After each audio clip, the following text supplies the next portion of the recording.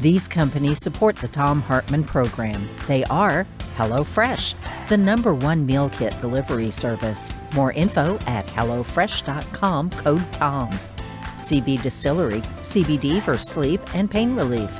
More info is available at cbdistillery.com, code TOM. Ground News, a well-rounded perspective for news readers. More info at ground.news/Tom. Angie, for any project on your to-do list. More info at angie.com. Dinovite, a whole food supplement for your pet's immune system. More info at dinovite.com. And ExpressVPN, the VPN that just works. More information at expressvpn.com/Tom.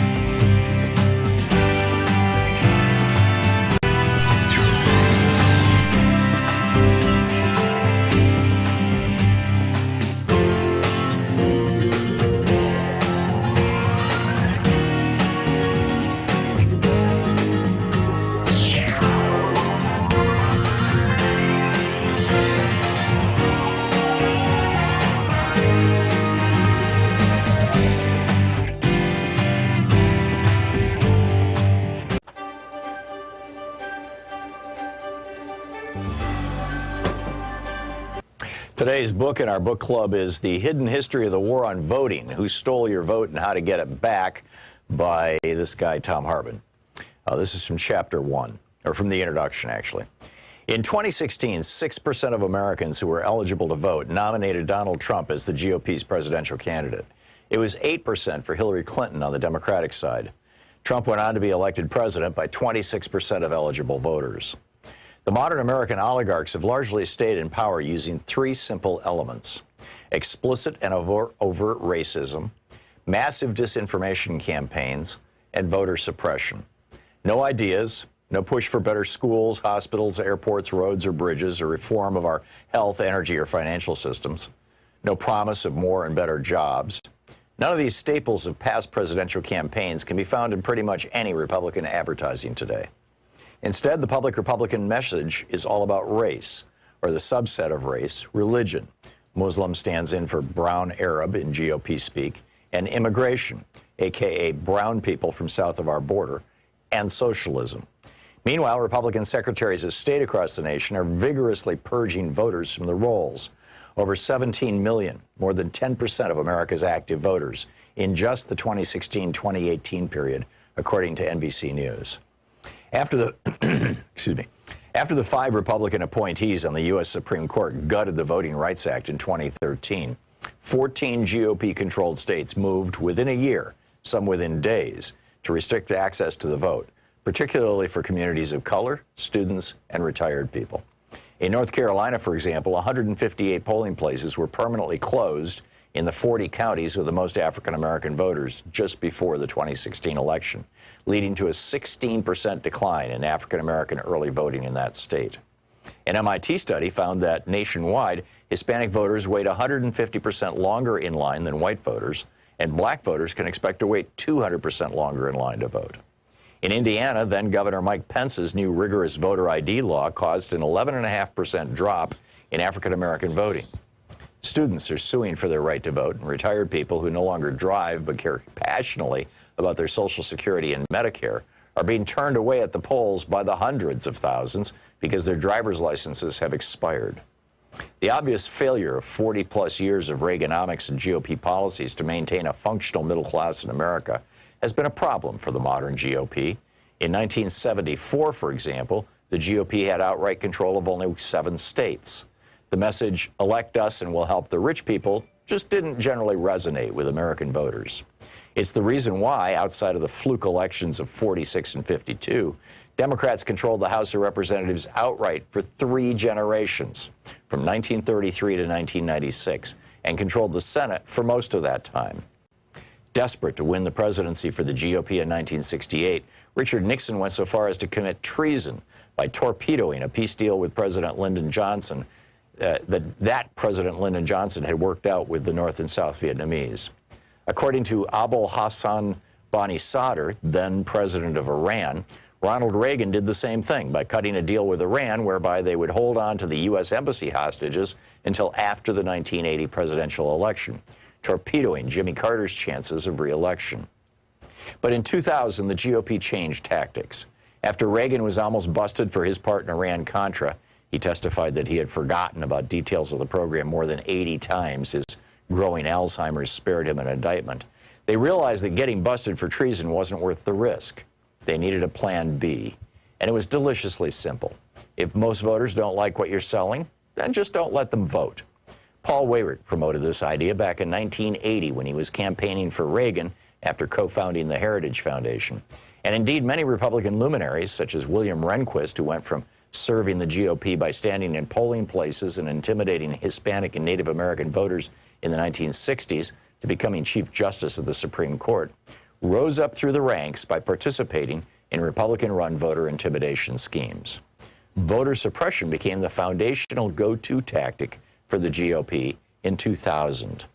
Although the GOP attacked Democratic presidential nominee Al Gore with smear and innuendo, ridiculing him for helping write the legislation that created the modern internet, for example, the main thing that got George W. Bush into the White House was voter suppression.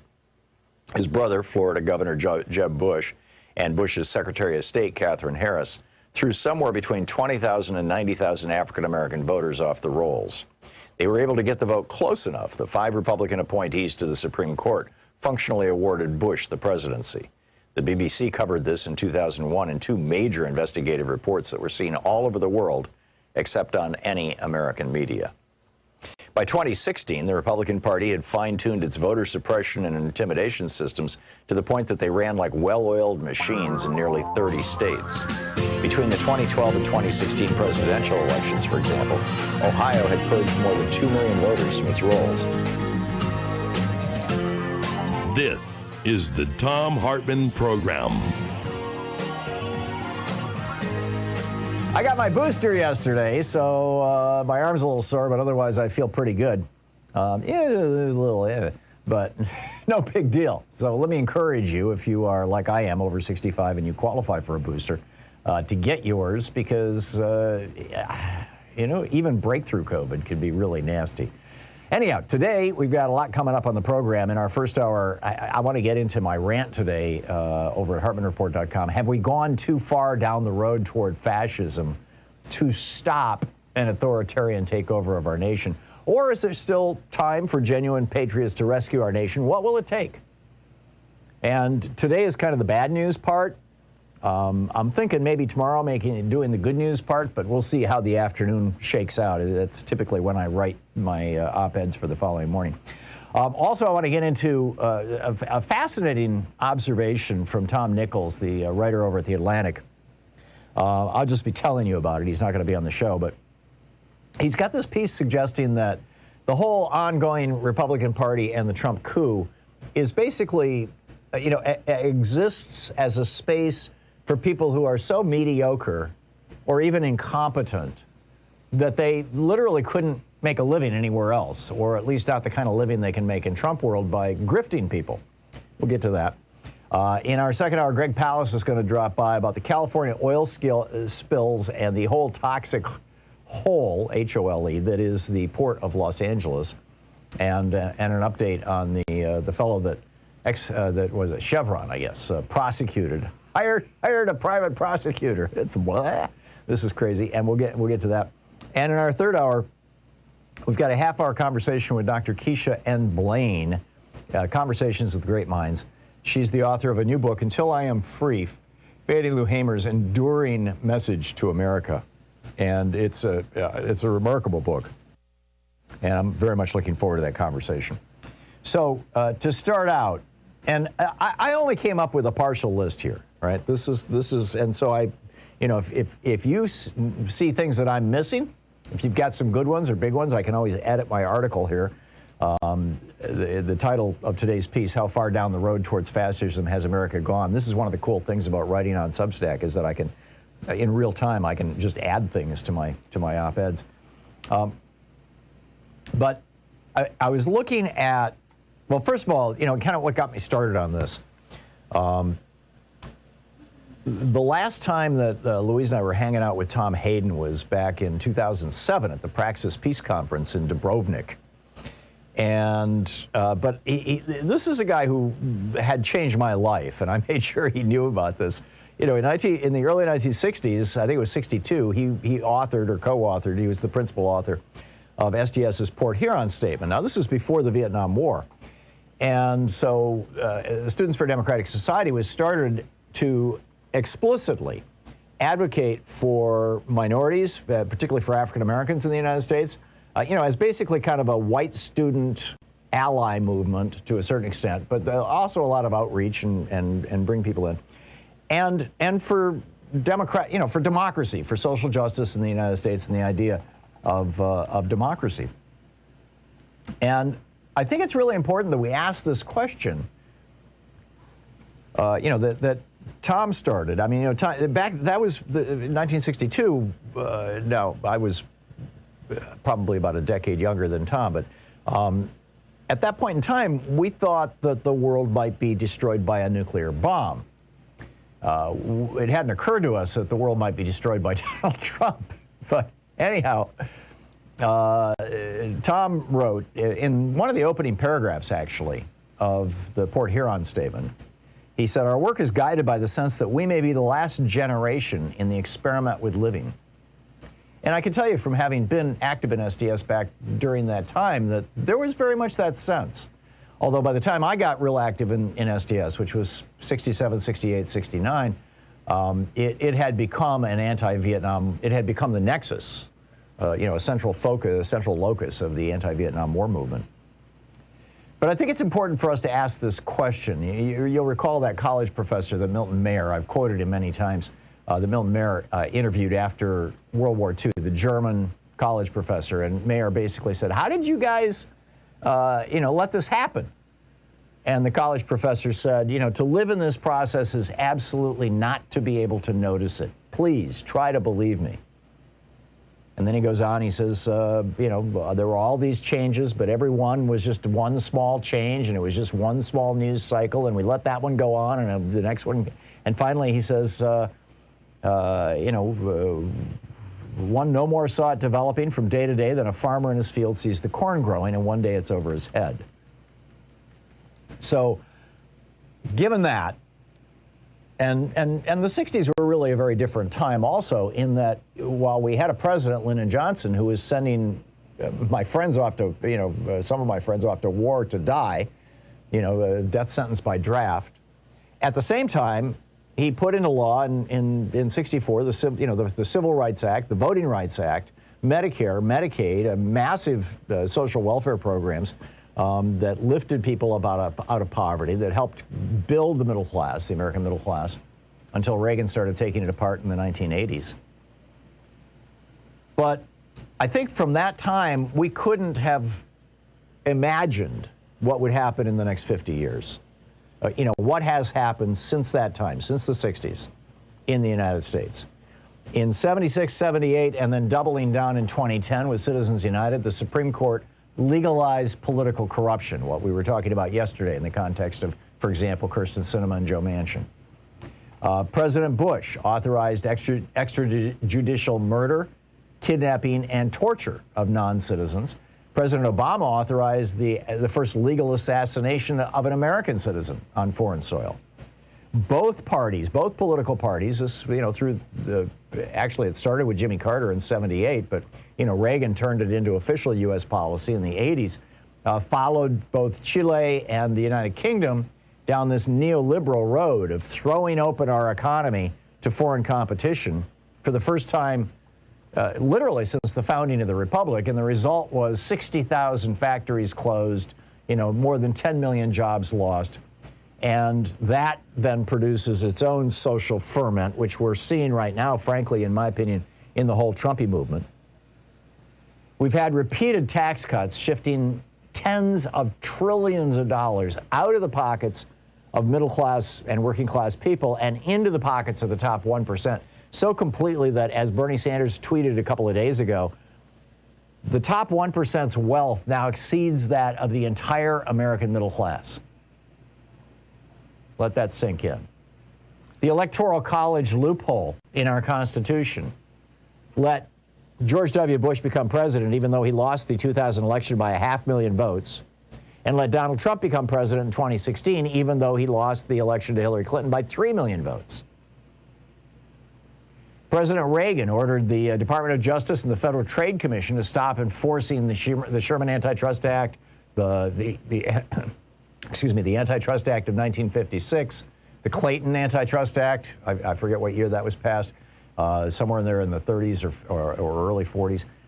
He basically stopped all that, and as a consequence, and then Bill Clinton in '96 signed the Telecommunications Act, and so as a result now, we've got this bizarre situation where hard right poison, at this moment as I am speaking, is pouring out of 3 cable television networks, 200 plus television stations in the Sinclair network, 1,500 radio stations in English, and an estimated 200 to 300 radio stations in Spanish. Again, something the Democratic Party is not noticing and is going to bite them in the ass really badly. Ronald Reagan reversed Congress's assertion in the 1930s that unions could be legal and had legal protection, and thus now in America only about 6% of the private workforce has such protections. We've got a movement of armed militias denying the authority of the U.S. government. They basically declared war on liberal democracy so completely that they led an assault on the U.S. Capitol and were within minutes of assassinating the Vice President of the United States and the Speaker of the House of Representatives. Our intelligence agencies launched a massive surveillance program that caught us all up in its web, as Edward Snowden laid out.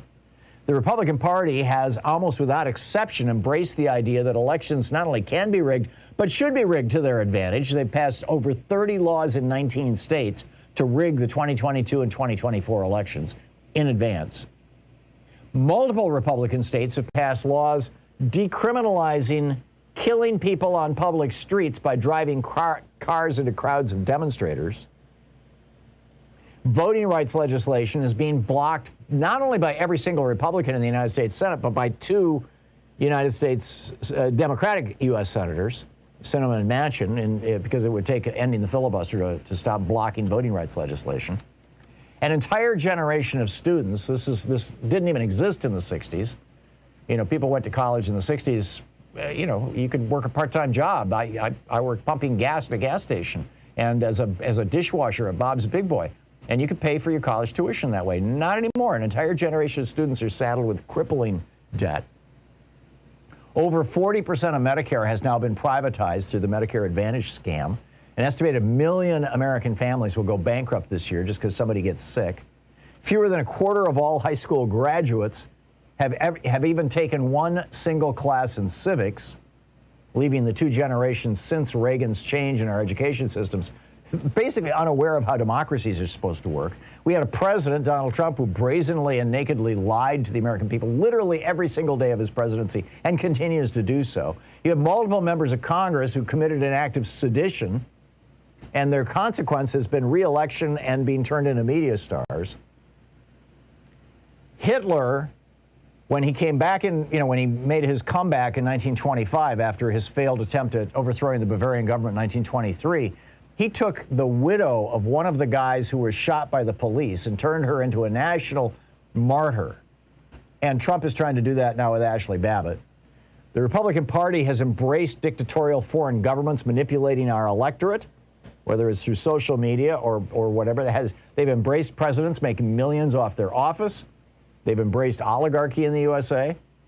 We've got a 37-year-old billionaire who single-handedly owns the world's largest single source of news, and according to a whistleblower, is subordinating human rights, democracy, and common decency to profit.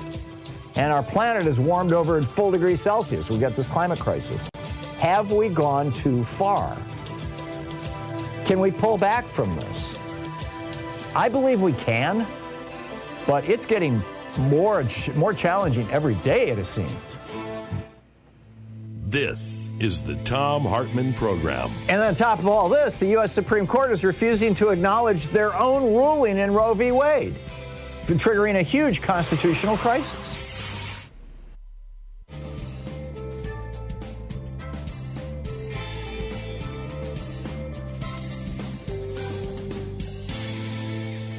And welcome back. Israel in Chandler, Arizona. Hey, Israel, thanks for watching us on Free Speech TV. What's on your mind today? Yes, you mentioned Senator Proxmire yesterday. This is a little bit off topic, I think, but it brings us to what's happening with our elections in Virginia next month and next year congressional. William Proxmire was elected to replace, of all people, Senator McCarthy in a special election in 1957. Wow, I didn't know that. Thank you for that. Yes. And the circumstances were Lyndon Johnson is the Senate Majority Leader. He's got the slimmest of majorities in the Senate. Everyone is scared to death because the poll said this guy might lose. In fact, he wins in a landslide against a Republican former governor who was running against him.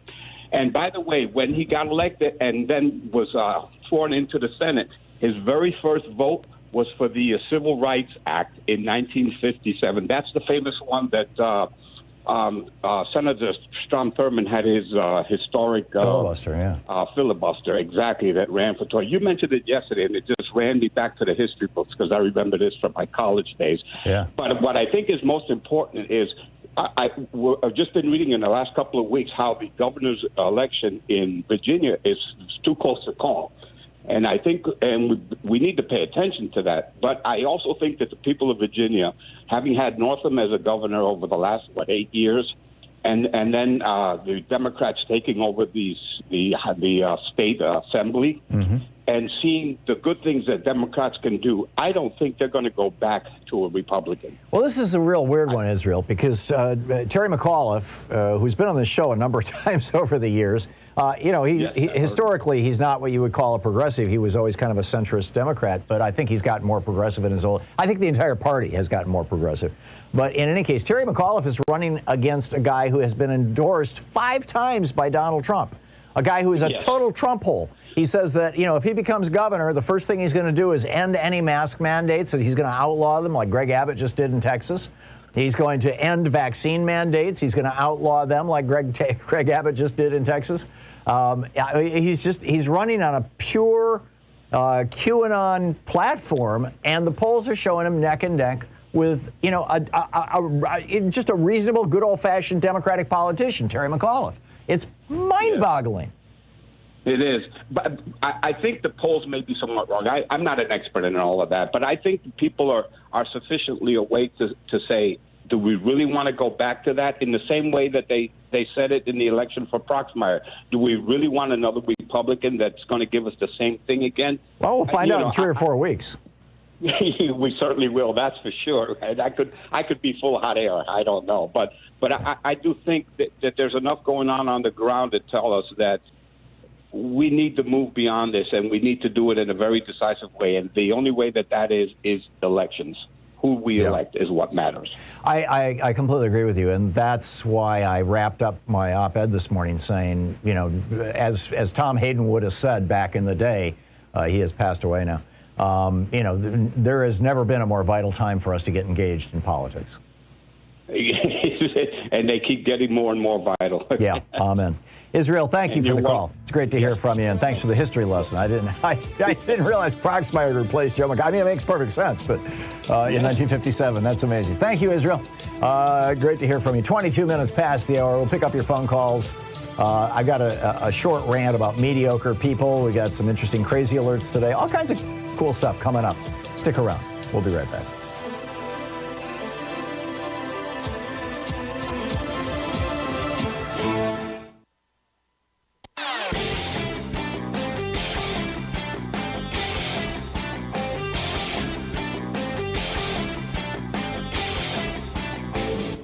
Missed my opening rant today? It's usually published over at HartmannReport.com, where you can read it and share it with your friends for free. Check it out, HartmannReport.com. So we have a new video op-ed over at ThomHartmann.com. So have you ever heard of molnupiravir? It's a new drug that actually looks like it reduces the probability that you will end up hospitalized or dead from COVID-19. It's a 5-day course. You take a pill every day for 5 days. It costs Merck, the company that is selling it, $17.74 to make that 5-day, 5 pills.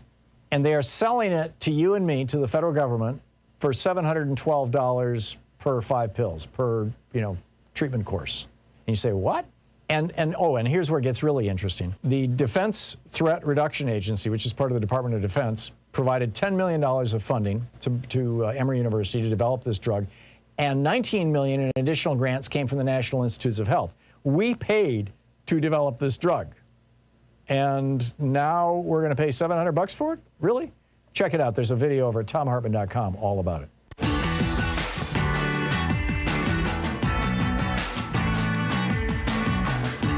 And welcome back. Thom Hartmann here with you. I think this message that Tom Nichols laid out in The Atlantic is absolutely fascinating. He's pointing to, for example, Stephanie Grisham, and basically any collection of people who worked in the Trump White House, up to and including, I would say, even the uber grifters in the Trump family, Eric and well, in particular Ivanka and Jared, that these are extraordinarily mediocre people. They're people that, Bob Dole wouldn't have had in his administration. George W. Bush wouldn't have had in his administration. Bob Dole was never president, but ran for it. George W. Bush never would have had in his administration. Ronald Reagan wouldn't have had people like this in his administration. Bush Sr. wouldn't have had people like this in his administration. Obviously, Obama, Clinton wouldn't have. In fact, I can't think of a time in my lifetime when there have been such absolutely mediocre people, or even just pathetically incompetent. Jeffrey Bozert Clark, the guy who came up with the plan for Trump to overthrow, to use the Justice Department to overturn the 2020 election and become dictator for life. He was such a mediocre lawyer that they wanted to hire him into the Justice Department because he'd been a loyal right-wing foot soldier. So they put him, they put him in this remote, weird part of the Justice Department that has to do with environmental law. And, and then Trump wanted to make him Attorney General. And now he's, he got caught, when he fell, right after Trump left office. He's now employed by, one of these billionaire-funded right-wing think tanks, which is the place where mediocre people go to, live out their retirement or whatever. But this is just so strange. Tom Nichols says, we are in a constitutional crisis. It's not looming. It's not ahead of us. It's here. And I absolutely agree with that. And in fact, I would say that the Supreme Court not enforcing their own ruling in Roe v. Wade, even temporarily, is proof that we are in a constitutional crisis. But I think it goes beyond that. He says the threat to American democracy increased exponentially over the past 5 years when mediocre people of meager talents realized they would never have to work a straight job again as long as they could terrify a nation of right-wing nitwits around the end of the so-called real America. I'm seeing the same thing happening over at Fox News and on other right-wing media. I mean, I used to debate some of these people who are now media stars on Fox News. And mediocre doesn't even begin to describe how mediocre these people are. Is the Republican Party going to make it through? Are we going to make it through? Pick up your calls after this. You're listening to the Thom Hartmann Program. Call 202-808-9925. Occupying the media 3 hours a day, 5 days a week, right here at the Thom Hartmann Program. Back with your calls right after this.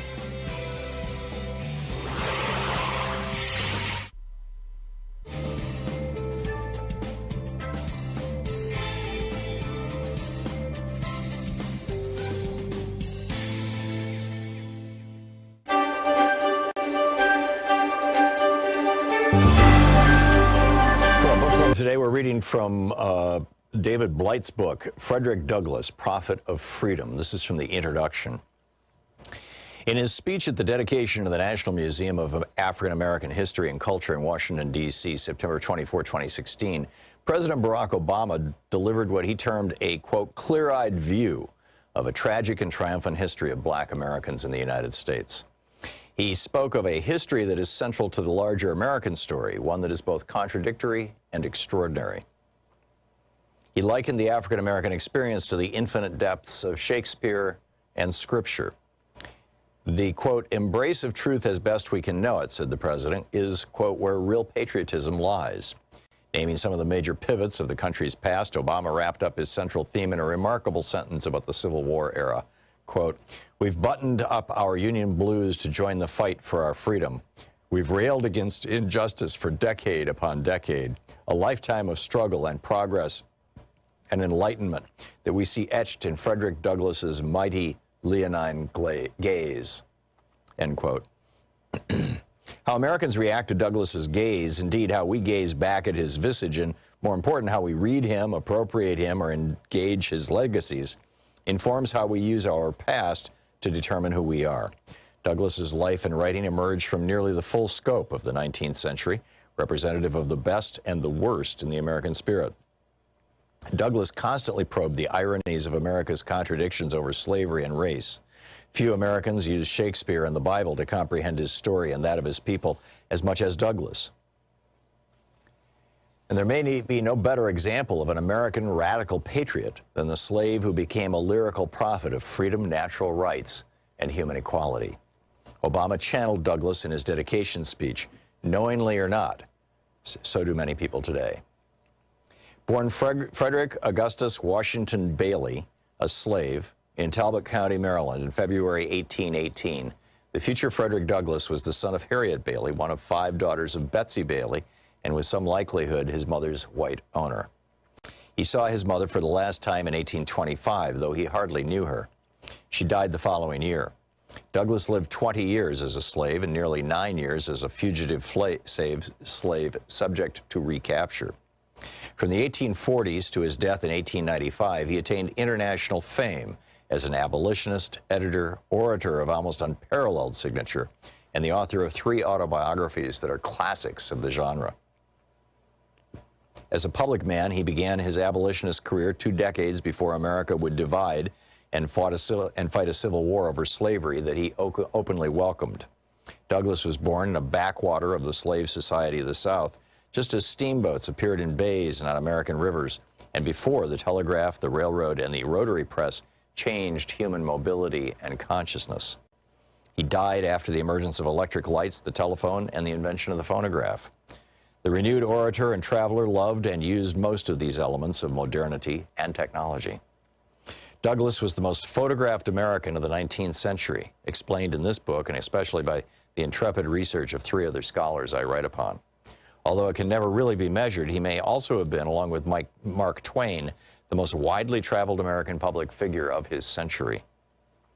By the 1890s, in sheer miles and countless number of speeches, he had few rivals as a lecturer in the golden age of oratory. It is likely that more Americans heard Frederick Douglass speak than any other public figure of his time. Indeed, to see or hear Douglass became a kind of wonder of the American world. He struggled as well with the pleasures and perils of fame as much as anyone else in his century, with the possible exceptions of General Ulysses S. Grant or P.T. Barnum. Douglass's dilemma with fame was a matter of decades, not merely of moments, and fraught with racism. The orator and writer lived to see and interpret black emancipation, to work actively for women's rights long before they were achieved, to realize the civil rights triumphs and tragedies of Reconstruction, and to witness and contribute to America's economic and international expansion in the Gilded Age. He lived to the age of lynching and Jim Crow laws, when America collapsed into retreat from the real victories and revolutions in race relations that he had helped to win. He played a pivotal role in America's second founding out of the apocalypse of the Civil War, and he very much wished to see himself as a founder and defender of the Second American Republic. In one lifetime of anti-slavery, literary, and political activism, Douglass was many things, and the set of apparent paradoxes makes his story so attractive to biographers, as well as to so many constituencies today. He was a radical thinker and a proponent of classic 19th century political liberalism. At different times, he hated and loved his country. He was a ferocious critic of the United States and all its hypocrisies, but also, after emancipation, became a government bureaucrat, a diplomat, and a voice for territorial expansion. He strongly believed in self-reliance and demanded an activist interventionist government at all levels to free slaves, defeat the Confederacy, and to protect black citizens against terror and discrimination.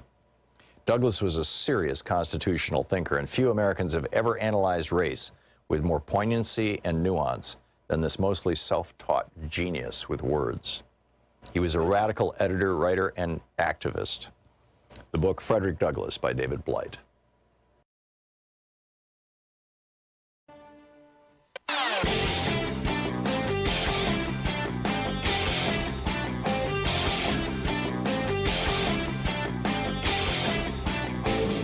Our 1-hour free podcast recaps our show, and it's available wherever fine podcasts are found. And we have the full 3-hour podcast available over at thomhartmann.com if you want to really support our program. And welcome back. 34 minutes past the hour. In the last 16 hours or so since I went to bed last night, I have gotten 5 fundraising appeals from Donald Trump. He's got. I mean, this guy must be making, we know he made like $200 million in the first 6 months of the year. I'm guessing he's pushing, $500 million now. I think he's got the most successful grift ever going. They had a new scam this morning where it said, looking at my email, it said that it was from me. Literally, it said it was from me. Thom Hartmann is sending a note to Thom Hartmann. And I open it, and it's from Donald Trump asking for money. And then about 2 hours later, I get one that's like forwarded from me with a different title.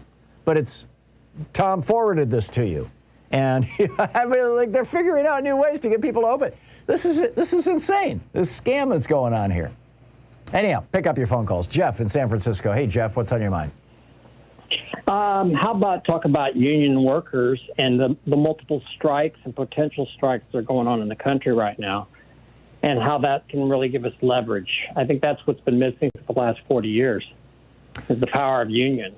Yeah, well, the unions don't have a whole lot of power because of a whole series of Supreme Court decisions and Reagan's actions. But are you thinking that this labor shortage we're experiencing right now is going to drive that, or what? There's a lot of things going on right now.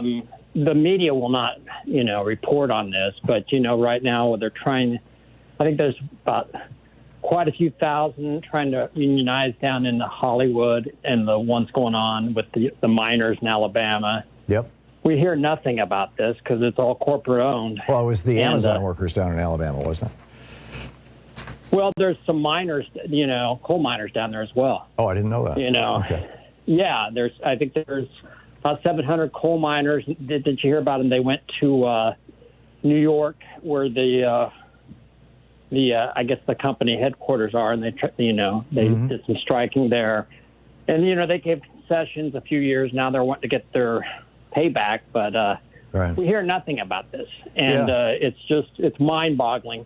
Well, in fact, what we heard is the opposite. What we heard from not only Republicans, but media echoing these Republican talking points right up until the last couple of weeks was that the reason that there's a, quote, labor shortage in America right now was because we were generously giving people $300 a week in unemployment benefits, additional unemployment benefits, and therefore, I mean, who wants to go to work when you're getting $300 a week just appearing in your checking accounts? And people were just sitting around, sitting on their couch eating bonbons and ordering in, lobster and sipping champagne as they were waiting for the benefits to run out. Well, what happened was in the Republican-controlled states, they actually started cutting the benefits off in August, many of them.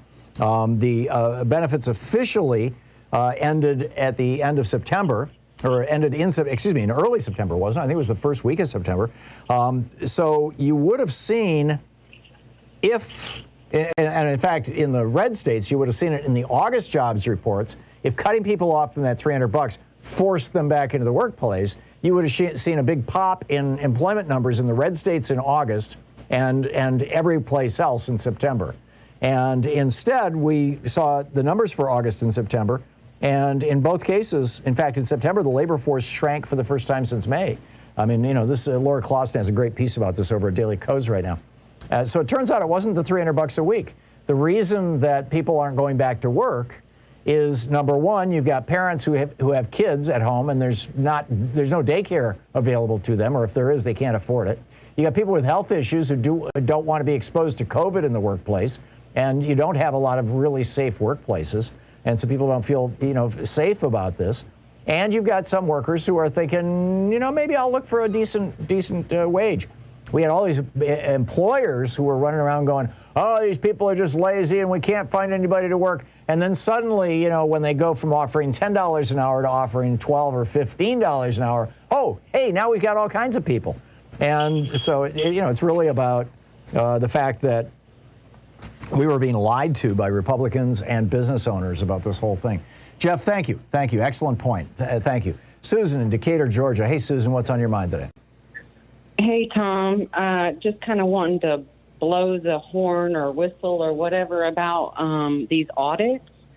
These audits, I don't think, are just to make people be negative about voting or, your ability or how safe the voting is or whatever. I think Trump is collecting the ballots for something, like to not only relitigate previous elections, and even there's something going on in QAnon world about another Obamagate, but he's going to go back and relitigate Obama's election.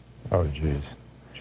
So, after the 2016 election, Trump was on TV saying he wanted access to the ballots, right? Right. And then before the 2020 election, Trump also got on TV and said he wanted access to the voter information because he wanted to see if his people were actually going to vote for him. Right. And then now he's doing the audits to get the ballots that he's been wanting since 2016. He always gets what he wants, in a roundabout way. And in Pennsylvania, they're not even asking for the ballot. I mean, they're asking for the ballots, but it goes way beyond that. They're asking for people's driver's license numbers, their social security numbers, their addresses, their date of birth, everything you would need to either do identity theft or to just aggressively market to people in ways that they just can't stop. Or to bump up the fascism, and instead of doing the robot calls where they were intimidating voters into not voting because you might go to jail, they're going to have all their personal information and use that as a more extreme tactic to intimidate. I hope you say something to somebody that because I think this has got to be stopped in the tracks. I agree, Susan. And it's much more of a big deal than we've been giving it credit for. I really think it is. I think it's a lot more urgent than you think. Yeah, I'm with you. Thank you very much, and Susan. Okay. All right. You can finish your thought. Well, Senator Lankford also 2 Sundays ago made a statement that just made me put kind of this all together, where he was like, if they keep wanting to relitigate, we're going to lose everything. And so I was like, he knows we're going to lose democracy if this happens. Well, what he knows is that without rigging elections, I mean, you've got 30 laws that have passed in 19 states to pre-rig elections and give Republicans the power to basically change the outcome of elections even, and certainly to intimidate people. You've got the Supreme Court just in 2018 ruling that if a Secretary of State in a Republican state wants to purge people from the voting rolls for whatever reason he feels is appropriate, he can just do that. This is what Jeb Bush did that got George into office in 2000. He knocked 90,000 African Americans off the voting rolls just before the election of 2000.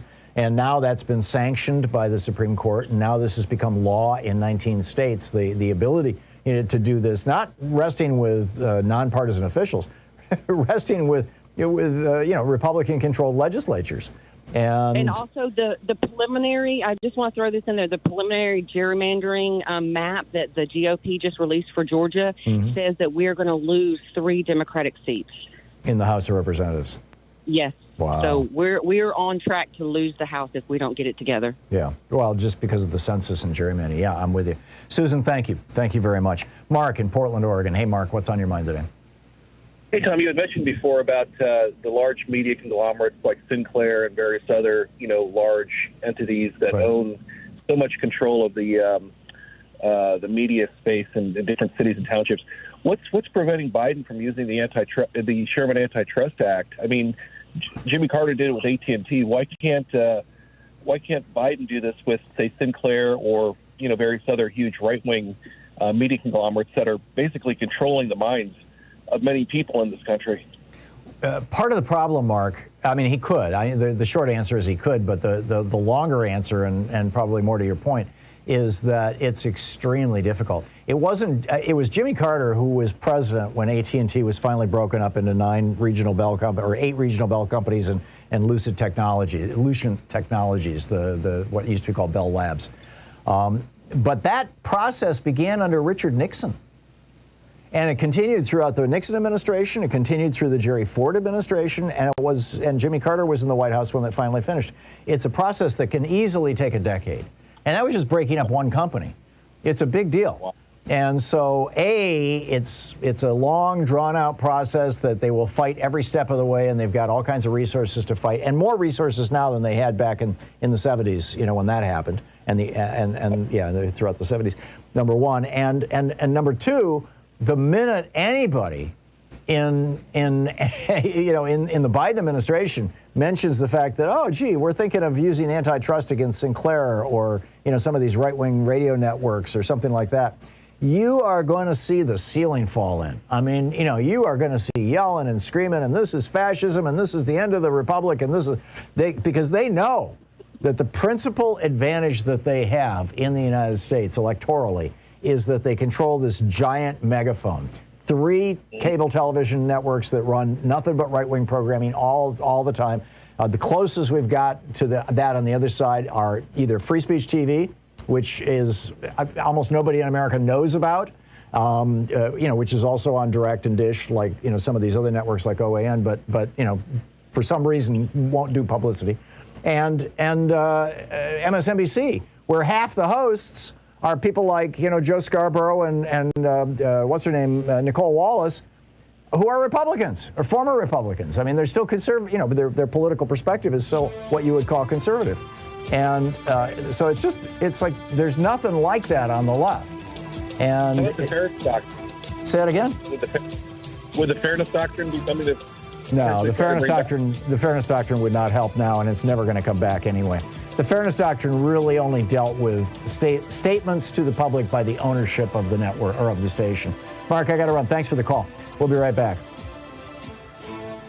You're listening to Thom Hartmann. Visit thomhartmann.com for audio and video archives. I would add the only left-wing analog to all that right-wing radio is the channel that I'm on right now, Progress, on Sirius XM, channel 127.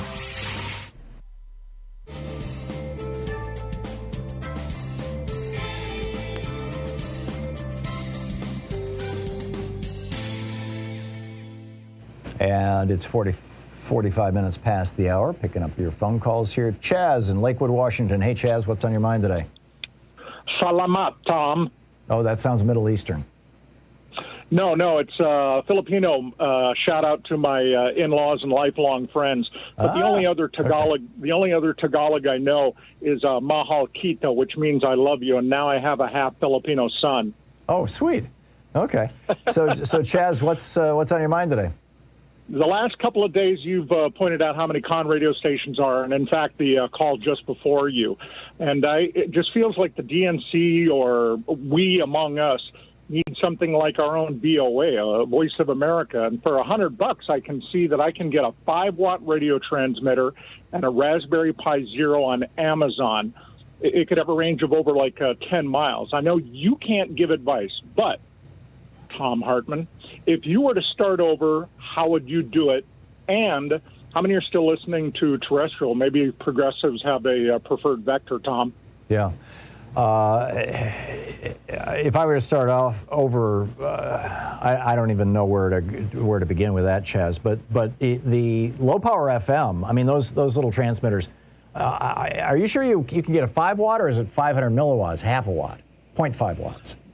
I checked that pretty carefully. I had a third-class radio telephone license when my dad had one as well. He was working for a station out of Everett. So did I back in the 60s. And a ham radio license as well. Right. So I'm just absolutely, 5-watt is no big deal. Well, 5 watts actually, I'm not up on the latest laws, but when I was a little kid, I had a little AM transmitter in my house. And it was 100 milliwatts. I mean, it could go 5 or 6 houses away. But that was the FCC limit, was 100 milliwatts. And so if they're selling 5-watt, what are these, FM or AM band? FM. So they must have different rules. I wonder if that's, well, I don't know enough about low power FM to know what the wattages are. But what I do know is that we've got, this show right now, I am speaking on low power FM stations here in Portland. I'm speaking on low power FM stations on a couple of them in Wisconsin and in Minnesota. There's probably a couple of dozen of them around the country that have picked up our show. And so what I would say is, Chaz, if you want to, start, well, of course, you're in Lakewood, Washington. I think you've got a local station that carries our show, don't you? No, I'm sorry, Tom. They dropped you when they became a Christian station that brought you up out of Montana. It gripes me because that's how I discovered you. Yeah, well, you could start a low-power FM station there. There's a fellow in Minnesota who has done a couple. I believe he's in Minnesota, maybe he's in Wisconsin, who's done a couple of them, who I've been keeping in touch with. And, if you or anybody you know seriously wants to look into this, I would be glad to connect you to him. He's available to advise people on how to do this. And I think probably for, mid five figures, somewhere between, $20,000 and $70,000, you could literally build a radio station and put it on the air. And here in Portland, low power FM is enough to hit the entire city, with a good antenna on a hill. And so you can blow out a reasonable signal. So it's a start. Chaz, I got to run, but thanks for the call. 49 minutes past the hour. We'll be back in just 1 minute after I pay some bills on the commercial side of the show. Stick around. We'll be right back.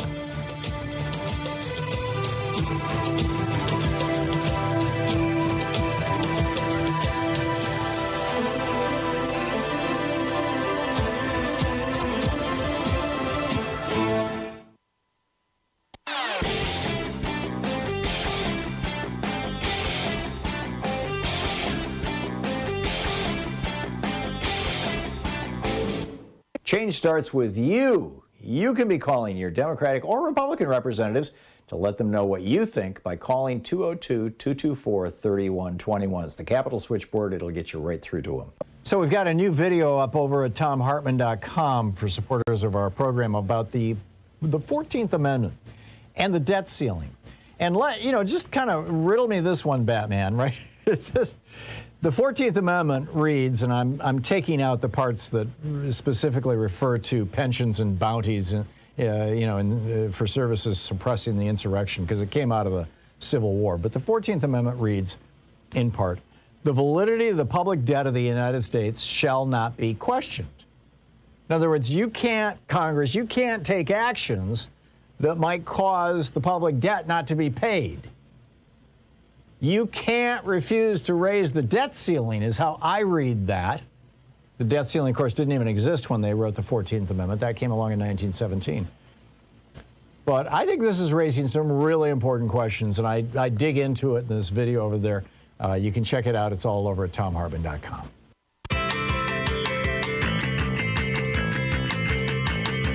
And welcome back. Let's see here. Sarah in Fort Worth, Texas. Hey, Sarah, what's up? Hey, listen, I think Susan was spot on everything she said.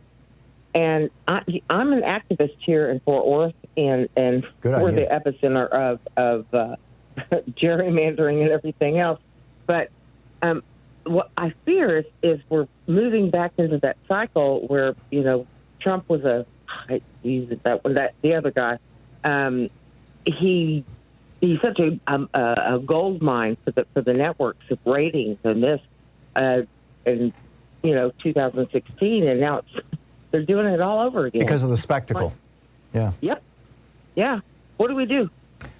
I'm doing everything I can on this end, but I can't do anything with the networks, and I fear, in Texas, every time I go to bed, I'm afraid to, because when I wake up, I can't have babies anymore, but I have daughter-in-laws, and I have a new granddaughter, and so they're taking all these rights away from women, and I'm like, and then they're taking voter rights away when I follow. Yeah, yeah. No, there's and that's the thing. They always do it in the middle of the night. Oh yeah, yeah. Or actually, like with the abortion ban. I mean, they're actually bragging about it because they think it's it's going to draw the Christian base out of the woodwork. How wonderful! Yeah, right. There's good news and bad news, Sarah, and they're both the same. And that is that only about half of eligible Americans vote in any given election. Of the people who are registered to vote, you may have 50, 60% showing up, but it's Donald Trump was elected by, I think, something like 23% of the American electorate. It was really low, the number of people who actually showed up to vote. So that's kind of the bad news. I mean, that's how we end up with, minority rule in the United States and in Texas. But the good news is also that very same thing. It means that there are literally tens of millions of people out there who, if we can encourage them to get registered to vote and get, and participate politically, we can make change in this country. So that's the good news. But the bad news about that good news is that the Republicans are aggressively doing this. There are 3 television networks, there are 1,500 radio stations, there are 300 Spanish language stations, there are 200 television. I mean, they're all out there just energizing the Republican base and saying you've got to get involved in politics. Make sure you're registered to vote. Show up at the Democratic Party and become a precinct committee person. Steve Bannon, 2 weeks ago on his podcast, made a pitch for people to show up at their local Republican Party and volunteer to become precinct committee people. And there was a piece in the New York Times about this about 3 days after that happened that said that all over the country, Republican parties are reporting that there's been a sudden explosion of people showing up saying that they want to become members of the party and actually part of management. The precinct committee people are the people who basically run the local party, who decide who the candidates are going to be and who decide what the political platform is going to be.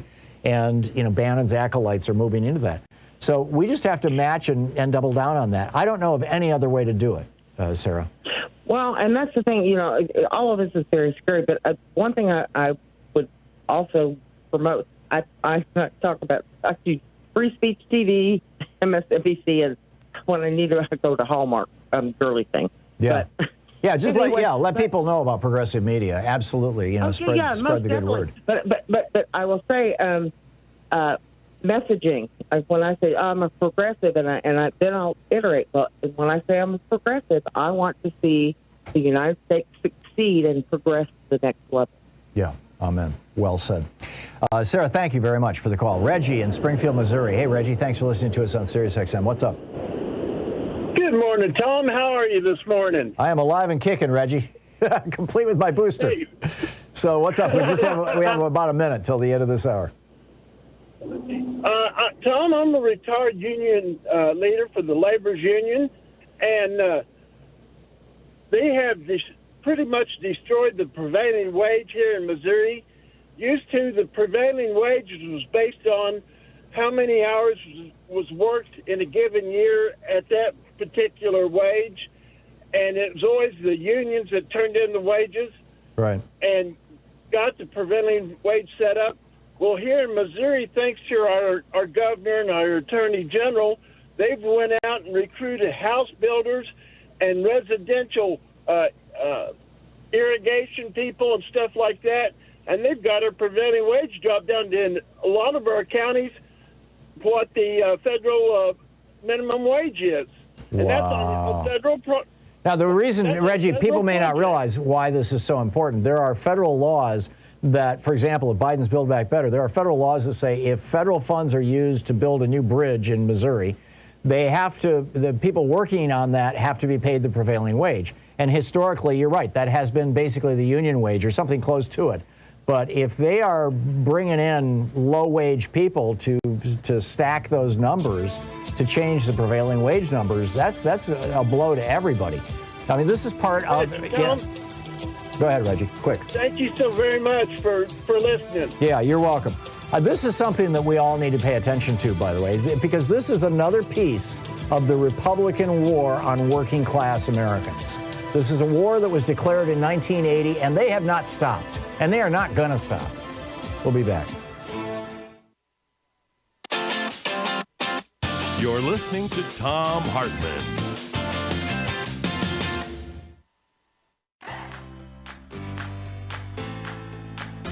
These companies support the Thom Hartmann Program. They are HelloFresh, the #1 meal kit delivery service. More info at HelloFresh.com, code TOM.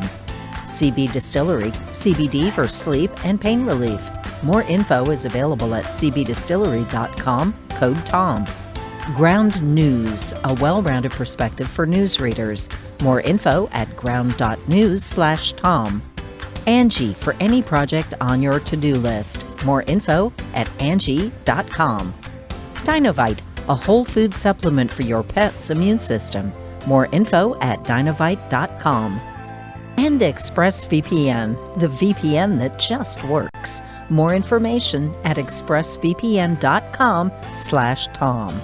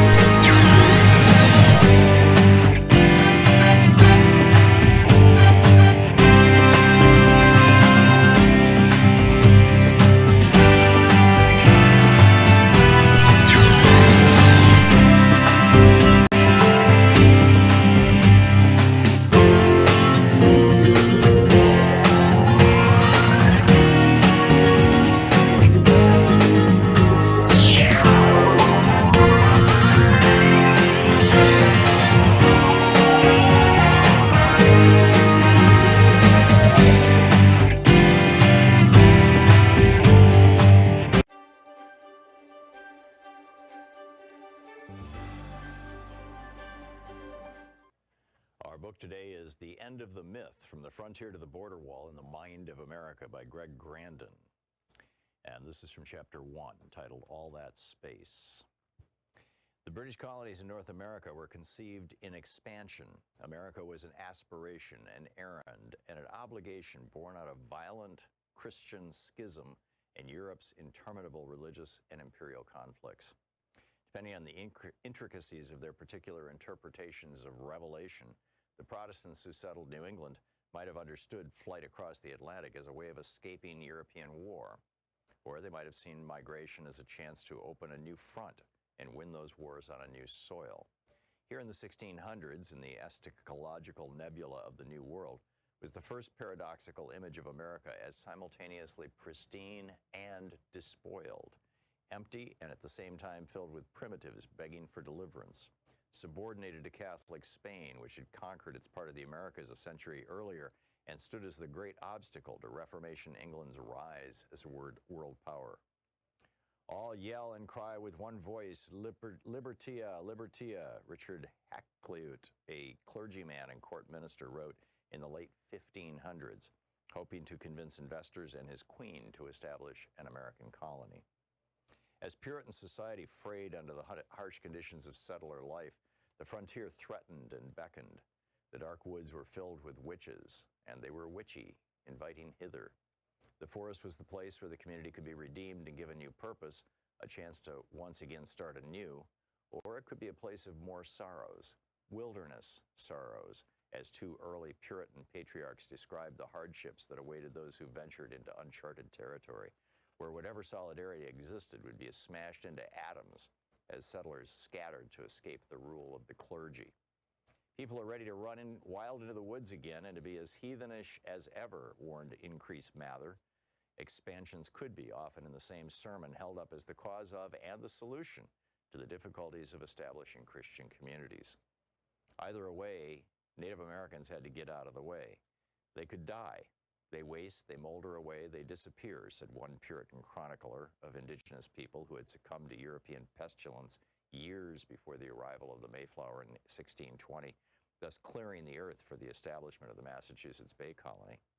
God made way for his people by removing the heathen and planting them in the ground, said another observer. They could be murdered. The holy terror unleashed by the Puritans was, according to the historian Bernard Balin, driven by fears of what could happen to civilized people in an unimaginable wilderness and fears of racial conflicts in which God's children were fated to struggle with pitiless agents of Satan, pagan antichrists swarming in the world around them. Survivors could be enslaved. The first patent granted in colonial America in 1626 was to a Virginia merchant and planter, William Claiborne, for inventing a device that would not just restrain Indians, but also make them work. Claiborne was given an Indian to experiment on for the trial of his invention. Colonial records do not say what this innovation might have been, only noting that it was not successful. Or they could be pushed further and further west. The prodigious and relentless population complained New Orleans Spanish governor in 1794, progressively drives the Indian nations before them and upon us, seeking to possess for itself this vast continent which the Indians occupy between the Ohio and Mississippi rivers, the Gulf of Mexico, and the Appalachian Mountains. More than a century and a half later, writing in the early 1950s, the Mexican author and diplomat Octavio Paz made much the same point. America was, he writes, if anything, geography, pure space, open to human action. Since it lacked historical substance, ancient social classes, established institutions, religions, and hereditary laws, reality presented no obstacles other than natural ones. Men struggled not against history, but against nature. And wherever there was an historical obstacle, indigenous societies say, it was simply erased from history, reduced to a mere natural fact and dispensed with accordingly. Evil is outside, part of the natural world, like Indians, rivers, mountains, and other obstacles that must be domesticated or destroyed. End of quote. The American Revolution is a permanent revolution, Paz went on, a nonstop expulsion of, quote, all elements foreign to the American essence and a constant invention of itself. And anything that stands in the way of that invention, anything that is in any way irreducible or inassimilable to perpetual creation, be it Native American, Spanish America, or history itself, quote, is not American.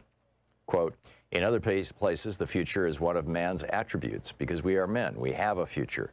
In Saxon America, the process is inverted and the future determines the man.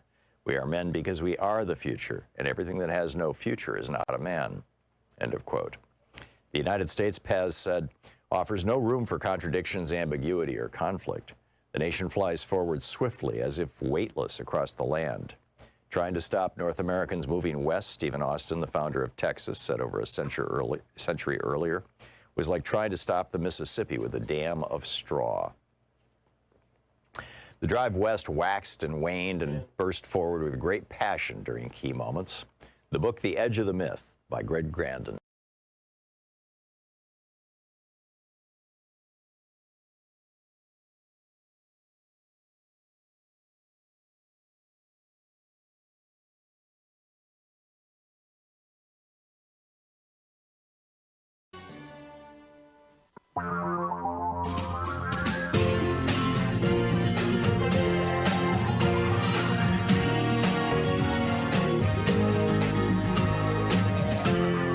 This is the Thom Hartmann Program.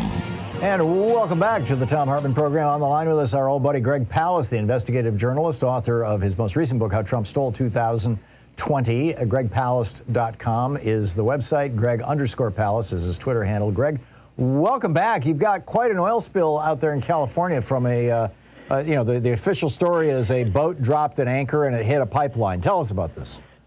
Okay, the company is called Amplify, but let's not forget whose oil this is. The #1 driller off the coast of California. And by the way, why are we drilling off of Huntington Beach, Surf City? I hope that doesn't age me. You know the Beach Boys song, Surf City, USA. That's Huntington Beach. I didn't know that. So why are we drilling for oil right off the beach? Ask Chevron. They're the #1 driller in California.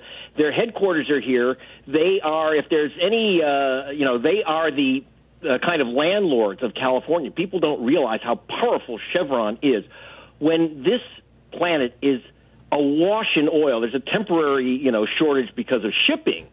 But, we have Venezuela, which we have blocked from shipping to the United States, which, could provide 4 million 4 million barrels a day.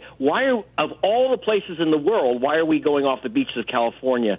It's crazy. Yes, Amplify is the company. They have That's the pipeline company? Is the pipeline company which gathers from those Chevron and other drilling platforms. A ship, it looks like a ship, German ship may have dropped anchor.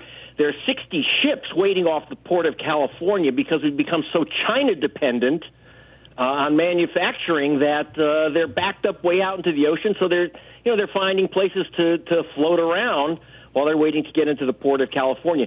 But one thing I want to point out, bringing us to our other case that we've talked about, we're talking about 132,000 gallons of oil. And let me tell you, it's not pretty. It's poisonous, it's awful, it's destructive, and it will be there for years in the water column, in the soil, in the seafood off of California. That's 132,000 gallons versus 16 billion gallons, which Chevron has admitted it has dumped into the Amazon rainforest in Ecuador, which is the other case we're talking about. That was the Donziger case. Yes. Wow. So it's a good question. When did the drilling off the coast of California start? Well, it started sometime after we were, we've always had drilling in California. It's one of the number one sources of oil in America for a long time. Yeah, back in the 20s. But Wally Hickel, under Nixon's Secretary of Interior, said stop the drilling off of California after we had a big spill off Santa Barbara. We shouldn't be drilling right next to populated areas in particular. It's just completely nuts, especially in that ocean area. Right. So even, Nixon's Republican Interior Secretary, by the way, he was a big oil man. That's where he made it. He's a billionaire. He was a billionaire who made his money in oil. But he said, drilling off California, that's nuts. And he tried to stop it. Wow. It's completely insane. But you have to ask, this is about politics, not about oil. You know, one of the advantages that they have a refinery right here in Los Angeles at Compton and El Segundo, which is why Compton is left as a ghetto area, because that's a sludge area. It's a toxic area. Right. We have massive toxic, even before this spill, I got to tell you, Tom, I was just speaking to Bill Gallegos, one of the environmental justice lawyers down in the port area. He says that's a toxic hellhole right now because of the shipping, the massive, ridiculous amount of imports we are bringing in, plus the oil drilling right there. Yeah. And so, how does this affect California politics? I mean, is there I'm guessing that this oil spill, if nothing else, is going to ignite a new anti-drilling off the coast movement. You would think. The problem is that, like I say, Chevron is headquartered here in Richmond, California. They are the biggest driller here. They're a massive employer, and politicians are scared to death of taking them on. I saw this even with Jerry Brown as governor, Newsom. They're just not taking. They're not going to take on Chevron. They're just not going to, and that's who's drilling off the coast. Right. Huh. Amazing. Wow. So what's the latest on this Donziger guy who okay, so yes, okay, so Stephen Donziger, just for if you haven't been following, just very quickly, Stephen Donziger 28 years ago sued Chevron Corporation on behalf of the Kofan indigenous tribe deep in the rainforest of Ecuador, where they had admittedly dumped 16 million gallons of oil into the rainforest. Chevron fought to have the case put into Ecuador. They lost there after an 8-year trial, massive scientific evidence. They were ordered to pay $9.5 billion to clean up the mess. There would be no compensation, by the way, to the Kofan natives. I was down there investigating for BBC, and I met the victims who were poisoned, who lost their children to childhood leukemias. They're getting nothing. But at least they were supposed to get a cleanup by Chevron. Instead, Chevron snuck out all its assets out of Ecuador and then sued Donziger, the lawyer, the human rights lawyer. Now, this is a guy who went to Harvard Law School with Barack Obama, but he's broke, and Chevron's gone after him now. They charged him. They sued him for racketeering. They shopped around, found a right-wing judge who convicted him without a trial of racketeering, saying he tried to bribe the judge in Ecuador. That's how he won the case. He supposedly was going to give this judge $500,000. This judge was paid, ready, $2 million by Chevron to come up to the U.S. and testify against Donziger. That's not a bribe, right? And just so you know, Donziger and his co-lawyer, Pablo Fajardo, in Ecuador, they didn't have, literally, I'm not kidding you, they didn't have cab money to get to the courtroom in Ecuador. The idea that they're bribing anyone, it's a joke. And in fact, so what happened is that Donziger was then ordered to turn over his computer so Chevron could see if they had any more of his money to take. They've bankrupted him. They've taken all the money he has in every account he has to pay their supposed legal bills. They spent over $1 billion fighting this guy. I kid you not. And now they're asking the Kofan Indians to pay as well, millions and millions to Chevron for their legal costs. And these are the victims of Chevron. And just so you know, I'm holding up for those, if you're on the radio, you can just hear the tinkling. The COFAN, how much money did they have when they didn't even have currency until recently? This was it. What I was shaking there was a necklace of shells and feathers. That was their currency. And so I guess Chevron's going to take what are they going to do, take the feathers now? And now, on top of it, Donziger was, as we know from my report last Friday, was sentenced to 6 months in prison for refusing to turn over his cell phone and computer with his client's private information on it to Chevron. He's been ordered to serve 6 months in prison for a misdemeanor contempt, which a sentence has never been given to anyone in American history. It was not. Wait a minute, Greg. People get thrown in jail all the time for defying discovery. I mean, in fact, there's a lot of us hoping that that's what happens to Donald Trump. Yeah, but what's happened is it doesn't happen. No lawyer has ever been sentenced to 6 months in prison, and in addition, he's been under house arrest for over 2 years. No one in American history that we could find in the record, the legal case, has ever been sentenced to house arrest for a misdemeanor, like having a joint in your pocket. And in addition, the prosecution of Donziger and the orders against the COFAN were done by a Chevron lawyer ordered by the court when the Justice Department refused to prosecute Donziger. The judge hired at public expense, spending about $1 million to hire a Chevron lawyer to prosecute Donziger. Now, I would note that her firm, that the lawyer's firm, which represented Chevron, has basically forced her out of the firm. Why? Because students at Harvard, Yale, and other major schools said they would not work for that firm. They can't hire now at Harvard. They're blocked because of their persecution of Donziger. Really? And I should say that the UN Human Rights Commission has a judicial panel, spent 2 years looking at the evidence, and determined that this was a case of political persecution, judicial misconduct, and the United Nations Human Rights Commission has, the judicial panel has ordered the U.S. to release Donziger and to pay him compensation. So is that and one happening? final thing I should note, by the way, that if you're wondering about this judge and these judges in this case, Harvard University teaches Chevron v. Donziger as a case study in judicial misconduct.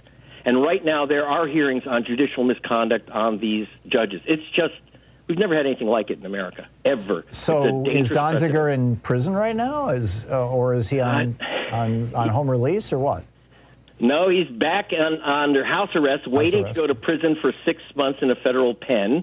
He's temporarily released because of an appeal of the denial of bail in the hearing. In other words, the judge sentenced him to 6 months, said, I want you going from the courtroom to the jailhouse right now. Right. But they had no choice but to allow him to appeal the denial of bail. And let's put it this way. Where's this guy going? He had a misdemeanor. Why is he wearing an ankle bracelet? He's not the mafia. I've worked for the Justice Department. You don't put ankle bracelets on people unless they're going to flee the country. Yeah. He's got a family. It's punishment by Chevron. Yeah, apparently. It's certainly what it sounds like, but wow. Greg Palast. GregPalast.com is the website. I'm assuming you have articles about this with documentation and links and things over at GregPalast.com, Greg? You got it. Plenty. Okay, and on Twitter, Greg_Palast. Greg, thanks a lot for dropping by. You're very welcome, Tom. And thank you for the update. We'll be right back. Stick around. This is the Thom Hartmann Program. 17 minutes past the hour. Greg Abbott puts out a mandate banning mandates. I'll tell you about that after this.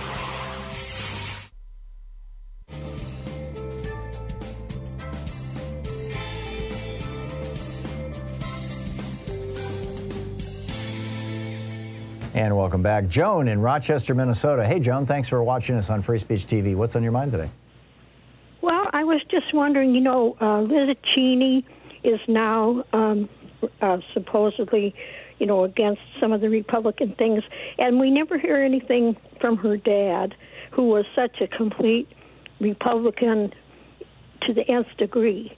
And all these new Republicans that are saying they're dropping out of the party and becoming Democrats or independents, is there some kind of plot to infiltrate the Democratic Party with supposedly unhappy Republicans?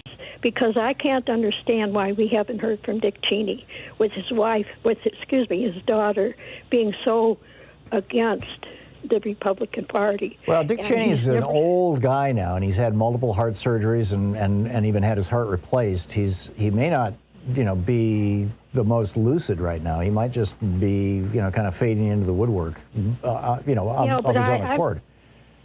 Yeah, but I'm surprised that she would be so opposite of what he is. It just doesn't strike me as a thing that she would do while he was alive.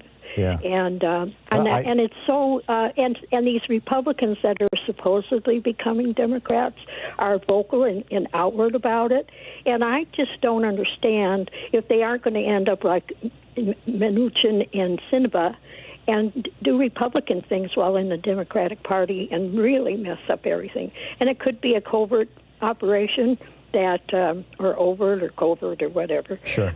Something that Steve Bannon would think of. I think it would be, the Democrats would be so happy that they've got Republicans converted, they wouldn't probably question it. But I would question it big time because I think they could get in there into the Democratic Party and get to be in an important position and really mess up everything. So it's just a thought, but it was a thought I had because I was just amazed that Liz Cheney would do that while her dad was still alive. Yeah. And would there have been so a number of pieces published. There was one in yesterday's Washington Post. There was one in yesterday's New York Times, in fact, 2 op-eds, both by Republicans. One was by Max Boot, who is not just a Republican, but an old neoconservative war hawk. The other was by 2 Republicans who I frankly I don't recall their names, who are well thought of in the GOP. And what they're all saying basically is we're not going to vote for any Republicans until the Republican Party purges itself of this Trumpy madness. Instead, we're going to vote for Democrats who vote with the Republicans. We're going to vote for Democrats who are, in bed with the pharma. We're going to vote for Democrats who are in bed with big oil. We're going to vote for Democrats who are in bed with, fill in your favorite industry, because that's what the Republicans have always done. And so basically they're drawing the line in the sand saying, if you're opposed to democracy, we're opposed to you. But as long as we have something that looks like democracy, then, we're still all in with neoliberalism and billionaires running the country and giant corporations having all the power. Yeah, and I think we need to be very careful of that, and I think Democrats should too, and the Republicans have all the money to be broadcasting all this garbage on the radio, and we don't get in there to say our side enough because we need some more funding by the good Democrats. I'm with you, Joan.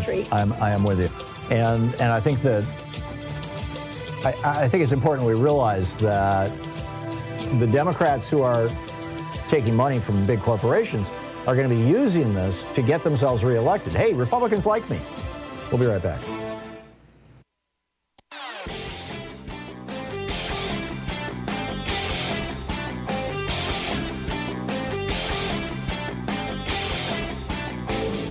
Share the Thom Hartmann Program with your friends. We're available on SiriusXM, Free Speech TV, Pacifica, commercial stations nationwide, YouTube, Twitter, Facebook, on the Thom Hartmann app, and you can even tell your smart speaker to listen to the Thom Hartmann Program. Hey, we've got a new video up over at ThomHartmann.com about Big Mail-In. You heard about this? Now, I'm not talking about the George Bernard Shaw play that got made into the movie My Fair Lady and all that kind of stuff. No, this is a PR firm in France. And, when you hear from Americans that, we could never put Donald Trump in jail because only third world countries do that. France is not only not a third world country, they're our oldest ally. And they just convicted their former president for the 2nd time of fraud and corruption around the way he was running his campaigns. Nicolas Sarkozy. They just convicted him a 2nd time. Now, he's appealing both of them. He's, walking around with an ankle bracelet.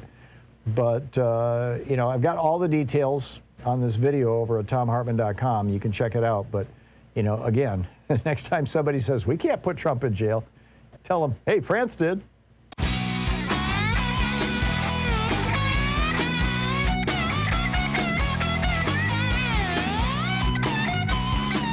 Oh, my goodness. Okay, Governor Greg Abbott of Texas yesterday issued an executive order, a mandate, saying that when governments issue mandates, that's a bad thing. So he's issuing a mandate to forbid mandates. Is your head spinning? I mean, it's literally what he did. Meanwhile, Nancy Pelosi was on TV this morning talking about how, well, we're not going to get this thing past Kyrsten Sinema and Joe Manchin. I'm not quoting her. This is the essence of what she was talking about. We're not going to get this past them, so I guess we're just going to have to cut some stuff out of these bills. And the whole nation is waiting. Okay, what are we going to lose? Are we going to lose climate change? Apparently, that's Joe Manchin's thing, is, get rid of all the climate change stuff. He, of course, made $5 million just over the last few years from the coal companies that his family owns. Or is it going to be that they're going to end this one piece of Joe Biden's legislation allows Medicare to negotiate drug prices? And, of course, Big Pharma doesn't like that, and they are just pouring money down Kyrsten Sinema's throat, according to the news reports I'm seeing. And she's apparently saying, no, you can't allow Medicare to negotiate drug prices. That'll reduce the profit of the industry that's supporting me. So what, those two things, if those two things are gone, it's like, okay, so, I mean, there's some good stuff still in there, but if you don't have a viable planet, I don't see what the point. This is the thing that boggles my mind about Joe Manchin's opposition to the climate change efforts in Biden's Build Back Better bill. I mean, this was at the core of it. Build charging stations all over the country, help people put solar panels on their rooftops, get them off the grid. Then they can charge their cars at home and things like that. And let's do this. And there was a piece in Nature this morning, the Nature newsletter, about how these rivers in the air, atmospheric rivers. And by river, what they mean is it's got a lot of water in it. These atmospheric rivers are going to get worse and worse and worse. And this is what happens. You get an atmospheric river flowing over you, it hits a cold air mass, and boom, you get just a mind-boggling amount of water falling out of the sky. These are the floods that wiped out parts of northern Germany the other day, about a month ago. These are the floods, these are the hurricanes and things that have been hitting the Gulf Coast and Florida and up the East Coast. These are the massive storms that have been drowning people across the Midwest. And occasionally we get this kind of flooding out here in the Pacific Northwest as well. And these are these rivers of water in the air that are the result of the atmosphere being a full degree warmer now than it was just, a few years ago. I'm not sure exactly what their benchmark is. I think it's the 1880s or something like that. But basically, since the turn of the 19th century at the very least, we're a full degree warmer, and warmer air holds more moisture. And it also releases more moisture when it gets cold, or when it hits cold air, and thus you have thunderstorms. So expect the weather to get worse and worse as Manchin is saying, oh no, you can't do anything about that. And of course the entire Republican Party saying, oh no, you can't do anything about that. Which raises another question. Is there even one elected Republican in America who cares about the future of our children and grandchildren? Is there even one? You're listening to the Thom Hartmann Program. Call 202-808-9925. I can't think of one.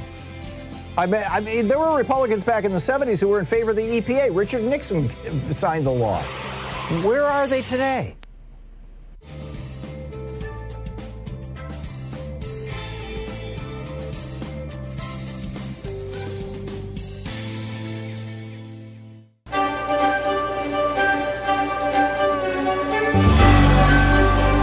Our book today in the Thom Hartmann Book Club is Homewreckers by Aaron Glantz, a Pulitzer Prize finalist.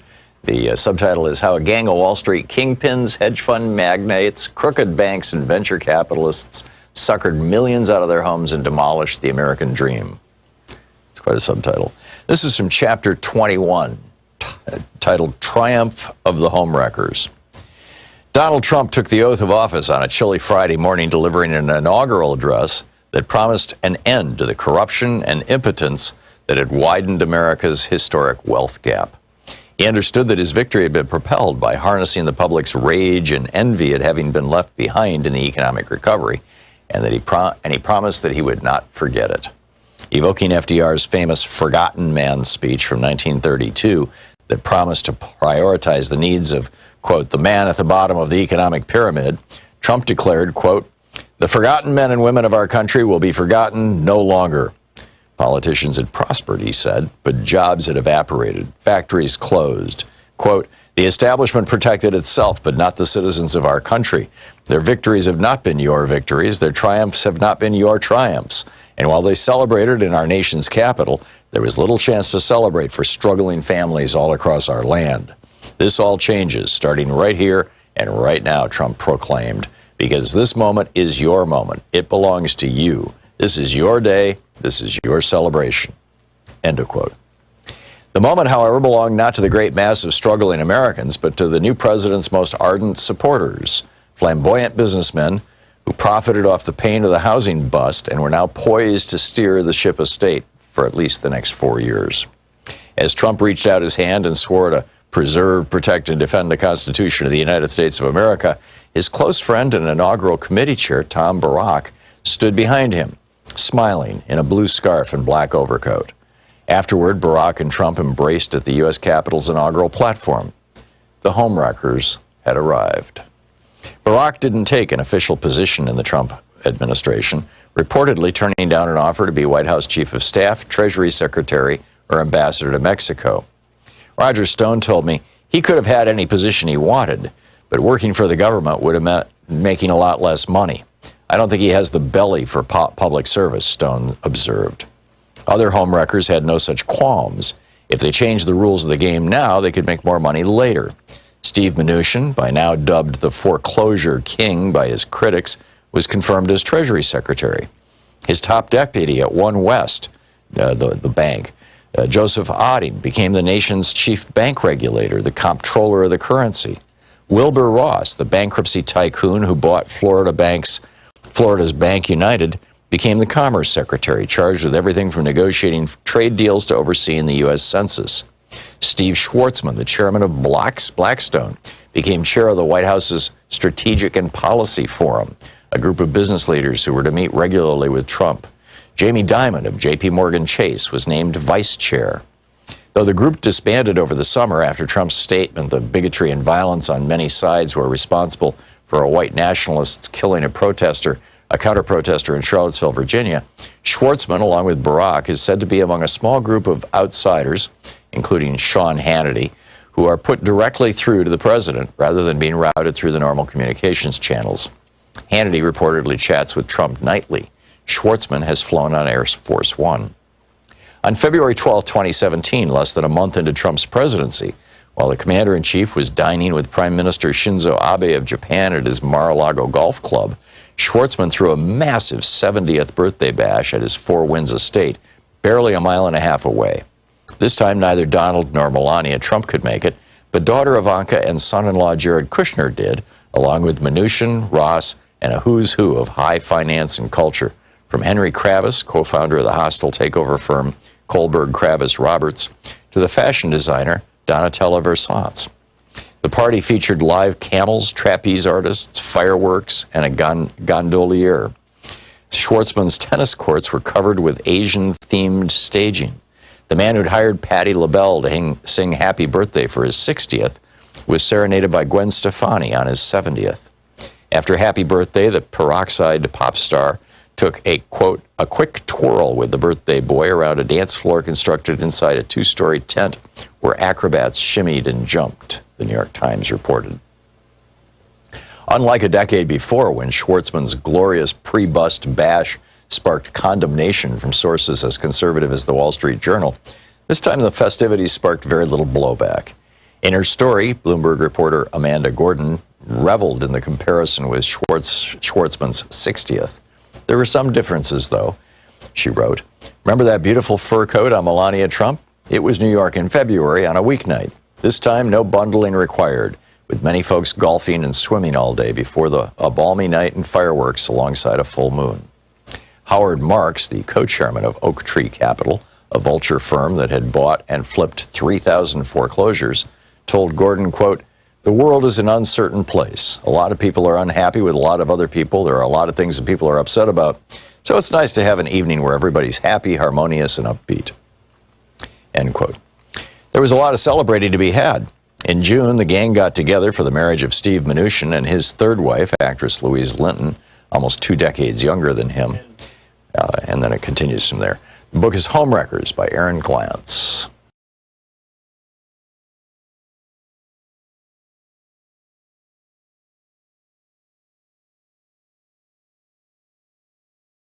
Means a lot to us. And welcome back. 34 minutes past the hour. Thom Hartmann here with you. Nicholas in San Cristobal, Mexico. Hey, Nicholas, what's on your mind today? Mr. Hartmann, is this connection okay for you? It sounds very crackly to me. It sounds perfect. Oh, excellent. I want you to talk me from walking out onto the ledge here. Did you perchance read or hear the podcast of Ezra Klein's with the young David Shore? I read the article Friday in the New York Times, I think it was. In fact, I discussed it with Ro Khanna on the air. Oh, gosh, I missed it. Would you please explain to me why we should not be afraid of his estimation that Hillary's 3 million count greater than Trump's needs to become 8 million upcoming in the 2024 election in order to overcome the Electoral College? That's just part of it. This is all based on multiple state algorithms that he's installed all over the place. I think he was 16 years old when he was working for Obama, wasn't he? Yeah, he's a math whiz, this kid. Yeah, total math whiz. Well, he's not predicting great things for the Democrats, almost regardless of what we do. And so here I am halfway out onto the ledge, and I want you to talk me back. Well, number one, sometimes you have to hit bottom before you come back up again. You know, the old, I don't know if it's an AA precept or not, but it's, you know, it's often applied to addiction. And so part of me thinks that if Shore is correct and the Republicans take either the House or the Senate or both in the election coming up a year from now, and then they take the White House in 2024, that, you know, things will get so bad so quickly that there'll be enough of a backlash that America will just shake its collective, you know, like a dog shaking the rein off and say, okay, that's it. We've had enough of this craziness. On the other hand, though, you know, what I've, reading history, reading the rise and fall of the Third Reich, looking at the history of countries all around the world, what you see is that once those kinds of authoritarian right-wingers get into power, they typically don't lose that power or surrender that power until there's typically a death. You know, like Pinochet in Chile, you know, or Franco in Spain. Me so concerned. I mean, Franco was running Spain as a fascist into the 1970s. We think World War II ended fascism. It didn't end fascism in Spain. And, exactly right. And so, I'm very concerned about it. But I've been listening to you for a long time, and you know what I do here to help as I can, which is very little, but a little. And I fully believe what you've been saying for a very long time, and that is, if they manage to get back in, it's pretty much the end of democracy. So it simply can't At least happen. over the short term. Is that what you're saying? Yeah. Well, I think that democracy, because it is embedded in our DNA, democracy and fairness are things that are literally, you see it in children. Right. You think it's in our DNA, basically? Oh, and all animal DNA. I mean, you look at across the animal kingdom, and you find that when more than 50% of the red deer decide that they want to go drink at the water hole, they all point toward the water hole, and then pretty soon the whole herd goes. I mean, democracy is embedded deeply in all of us. And the thousands of years of kings and kingdoms and popes and things, in my opinion, are an aberration from the millions of years of human history. But that's small solace. When the era of tyranny lasts your lifetime, to look at it in 1,000-year tranches. All I can say, Nicholas, is that it's a very real threat. It's a very real danger. I don't think the Democrats are taking it anywhere near seriously enough. I agree. What are we going to do? When I was doing this harder, faster. Yeah, just like when I was doing this show during the Obama administration, and I was yelling and screaming about how they in particular the Attorney General, but others, that they need to be playing hardball. The Republicans are playing hardball. They absolutely are, and the Democrats are not. And the Department of Justice right now needs to be playing hardball, in my opinion, and they're not. But I don't have any easy answer, Nicholas, other than making sure that everybody number one, knows where to find good progressive media, and there's a lot of great content on the internet, and there's a fair amount in the media, number one. And I'm not just talking about my own show. In fact, I'm not even at all talking about my own show. And number two, that everybody we know is registered to vote, and yes, that's my and only motivated hope, to vote. Get out the vote. Get out the vote. Get out the vote. Get out the vote. It's got to be. It's really our only hope. It's got to be. We have to either overwhelm it or become tremendously sorry about the results. Yeah, I'm with you. Nicholas, I got to move along, but thank you for the call. It's good to hear from you. Scott in Carborough, North Carolina. Hey, Scott, what's on your mind today? Hey, Tom, thanks for taking my call. I was just listening to your last conversation, and my question kind of plays into that, which is, I don't think the colonists wanted to shed blood and take on the most advanced military in the American Revolution, but eventually came to a point where they go, we got to do it. I don't think the Americans wanted to shed blood in the Civil War, but it came to a point and they go, we got to do it.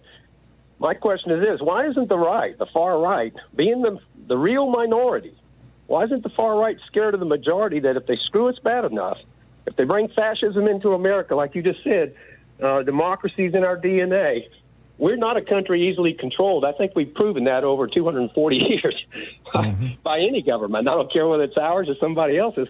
Why aren't they scared that if they push it far enough, they start doing enough horrible stuff like, fascism tends to do to their populations, that there isn't going to be more people violently rising up against them, just like they did against our democracy? I don't understand why they aren't a little more nervous about that. This is what you're expressing, Scott, was the hope of people like the White Rose Society in the 1930s in Germany, who thought that when they started standing up against the Nazis, that there would be a groundswell across the country.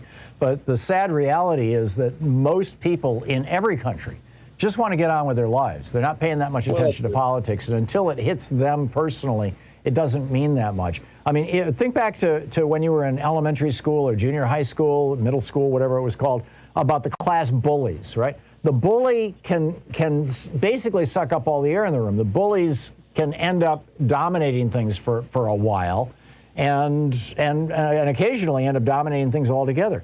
And that's what we're facing here. We are facing bullies. You're absolutely right. They're a minority, but they're a minority that are willing to use violence and threats of violence. In fact, not just willing, enthusiastic, and that's how minorities end up controlling countries. That's how Pinochet did it in Chile. That's how Hitler did it in Germany. It's how Orban is doing it in Hungary right now, right in front of us. It's the direction that Poland is going right now. It's what Modi is doing in India. It's what I could go on, right? And it doesn't, in every one of those countries, I guarantee you, there's a majority of people who would prefer democracy, but they don't prefer it enough to go into the streets and fight for it. They don't. The minority who get what the stakes are, who showed up in the streets, out of the, I think it was something like 20 or 30,000 people that Pinochet, arrested and disappeared just in the first 3 or 4 months of his rule back in '73, I think it was, in Chile. Those were the people who were willing to stand up. But, it was a country of 8 million people. The other 7 million or 7.5 million were like, I just would like to go to work this morning, get my paycheck, feed my kids. And that's the problem, is that the average person this is why the Great Depression brought us Franklin Roosevelt, because it affected everybody. Everybody saw it. Everybody knew what was going on.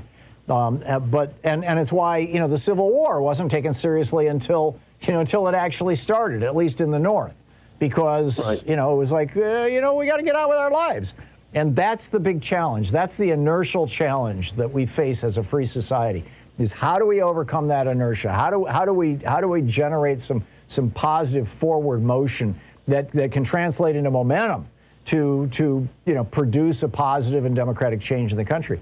And frankly, one of the biggest challenges we face is our media, infrastructure in the United States. This is perfectly when I go along with this. That's why it seems hopeless, because, like you said, Sinclair's got 200 stations. Trump was on TV every night. People want to hear easy answers. They want to hear, the white people. Hey, I'm a white man. I've got black daughters, though. But they want easy answers, and, life isn't simple. It never was, I guess. But the problem is, one thing I would say, though, is all those countries you named, they didn't have 240 years of democracy or have 300 and some odd million people. And also the other side of it is, you're right, it takes people losing enough. But look what's happened. We have a man who's killed, conservatively, 700,000 plus people.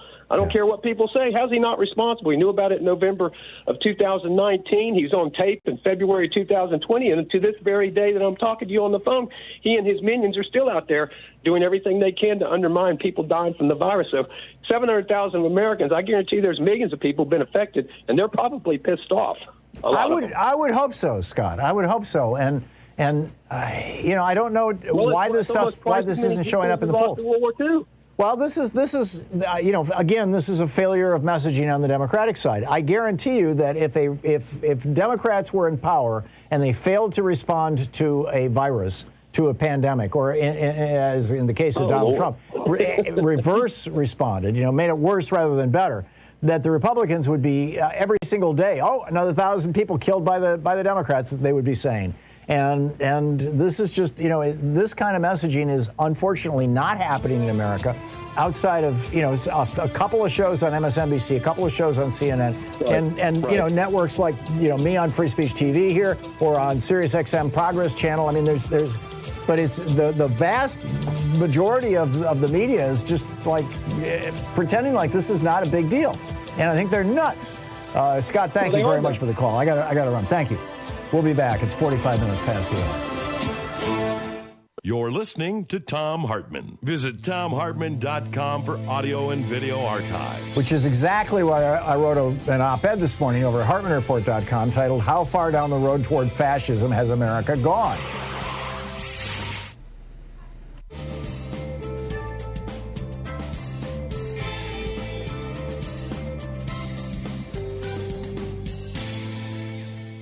And welcome back, Glenn in Bethesda, Maryland. Hey, Glenn, thanks for watching us on Free Speech. What's up? Hey, Tom, how you doing today? Good. What's on your mind? Yeah, I just want to say what you and the last few callers just hit on was spot on. It's the Democrats not having effective messaging, and even when they do, they can't get through the corporate fake media. They don't even use those terms like Republicans, who use terms like fake liberal media. Especially Trump has been using it for years, and the Republicans themselves. The problem is we Democrats and progressives have to call up the Democrats and insist that they take the gloves off, that they finally go after the fake corporate media and ask why the Gabby Petito, sad to say, one murder victim among tens of thousands of murder victims, became a top story for 3 weeks, which covered up the Eastman memo and covered up the Senate Judiciary Report. Right. Yeah, the missing white girl. Democrats have to do. Yeah, I'm with you, Glenn. I'm absolutely with you. Unfortunately, the Democratic Party doesn't listen to me. I mean, there's a few in there who share my perspectives and who I do talk with regularly, but the institutional party, and never has. I mean, it was in 2006, I'm pretty sure, that a bunch of us from Air America went to Washington, D.C. to meet with a bunch of senators and members of Congress. And I think Randy Rhodes was with me, and I'm not sure if Sam Cedar was there. There was a bunch of us, a little delegation. And our pitch to them was, you guys are raising and spending $1 billion every election cycle or whatever it was, back 15 years ago. And you would be better suited putting at least a good chunk of that money into media and building a media infrastructure. And of course, we had, they viewed us as simply, self-interested people trying to get money for Air America. And there was to be candid, there was a certain amount of that in there. I mean, we were looking for support, but I was astonished. One of the senators there who later ran for president made the point that, what we were suggesting was that a political party get in bed with a private industry, to try to change American politics. And that's just not something you do in America. Political parties should be political parties, and private industry and media should be media, and never the two should meet. And my response was, have you watched Fox News? But, they were like, well, Fox News doesn't have an official alliance with the Republican Party, quack, quack, quack. And the Republican Party is not giving money to Fox News, which is true. It was Rupert Murdoch and his billions. But I don't know. hear you. It's been making me crazy, Glenn, for the 18 years I've been doing this show. It's been making me flaming crazy. I hear you. My suggestion is that, Democrats start calling up their Democratic congressmen and the White House and insist that they take the gloves off and start going against the corporate media. Yeah. And I don't understand. Well, it's not just the media, but yes. Where is President Biden? I haven't seen him. Where's Kamala Harris? Why is there no messaging?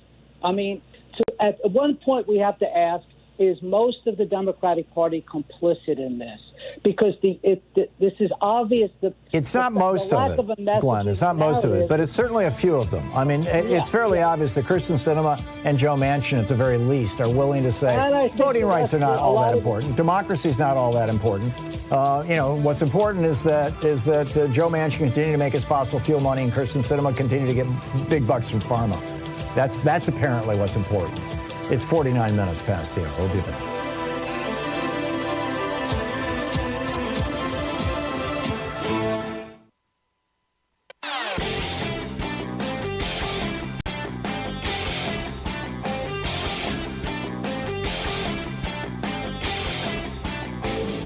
Missed my opening rant today? It's usually published over at HartmannReport.com, where you can read it and share it with your friends for free. Check it out, HartmannReport.com. The media is pushing this crazy narrative that with regard to masks and vaccines and COVID and all this kind of stuff, that America is divided. Half of us want masks and half of us don't, or half of us want vaccines. It's just not true. 75% of Americans have received at least one dose of vaccine. 70% of Americans think that we should have mask mandates in all of our schools. Only 17%, this is from the latest Pew studies, polling, only 17% of Americans are opposed to mask mandates in schools. And what we have is this tiny fringe that is being cranked. Now we're learning from China as well as from Russia and perhaps other countries, plus the people in, a relatively small number of people, Trump followers, who think that tearing the country apart is a good thing and somehow it'll hurt Joe Biden and hurt the Democrats in the next election. It's crazy. I got a whole video rant about this over at ThomHartmann.com that you can check out.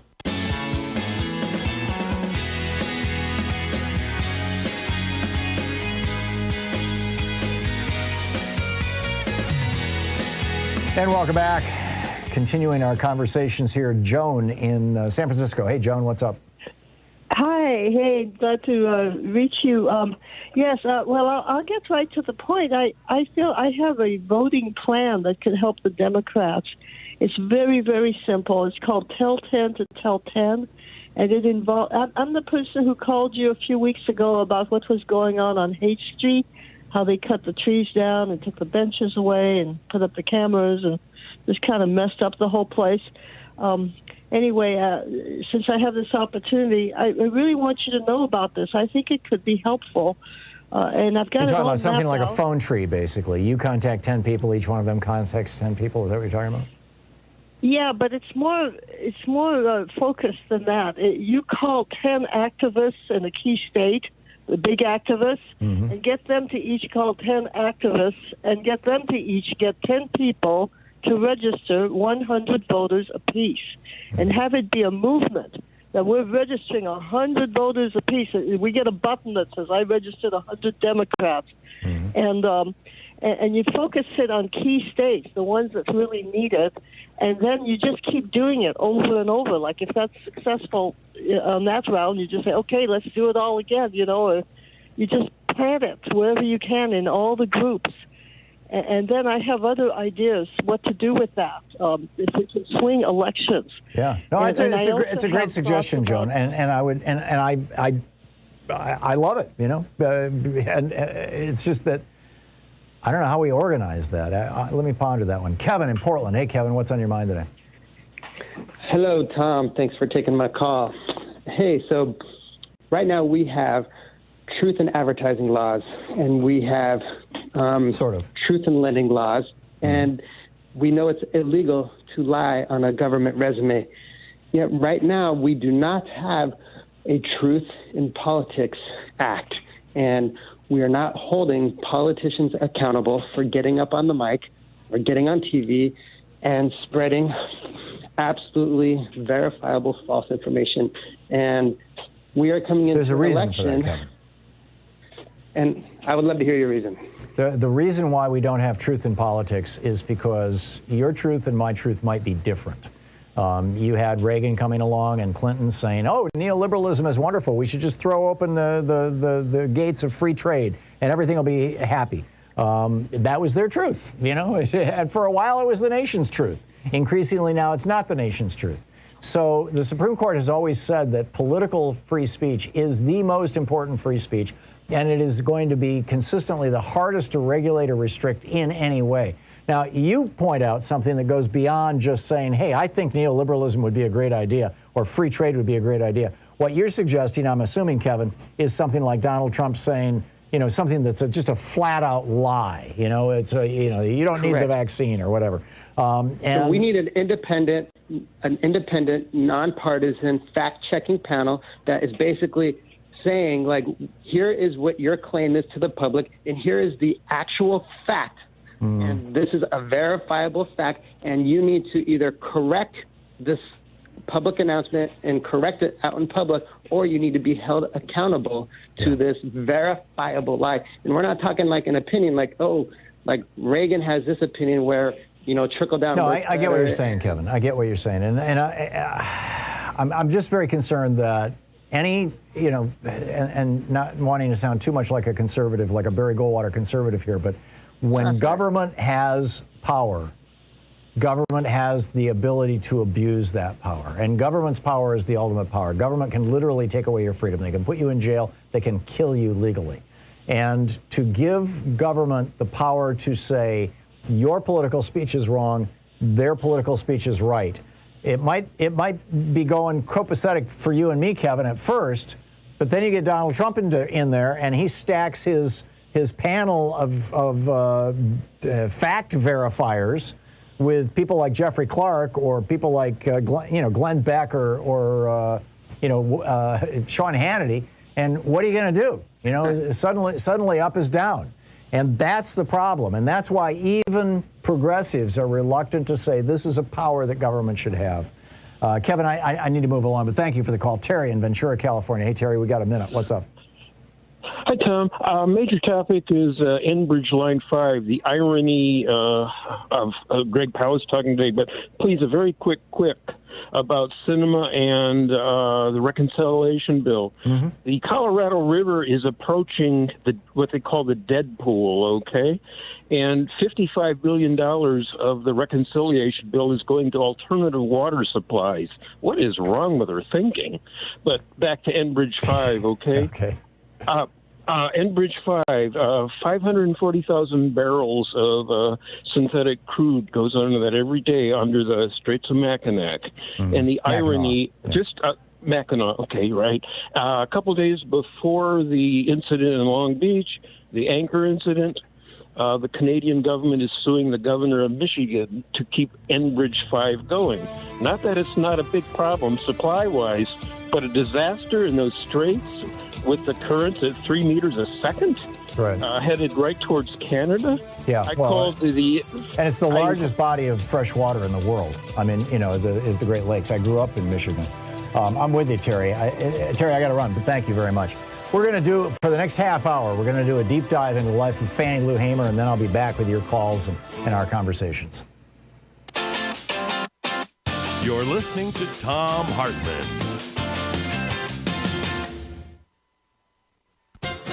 The past year.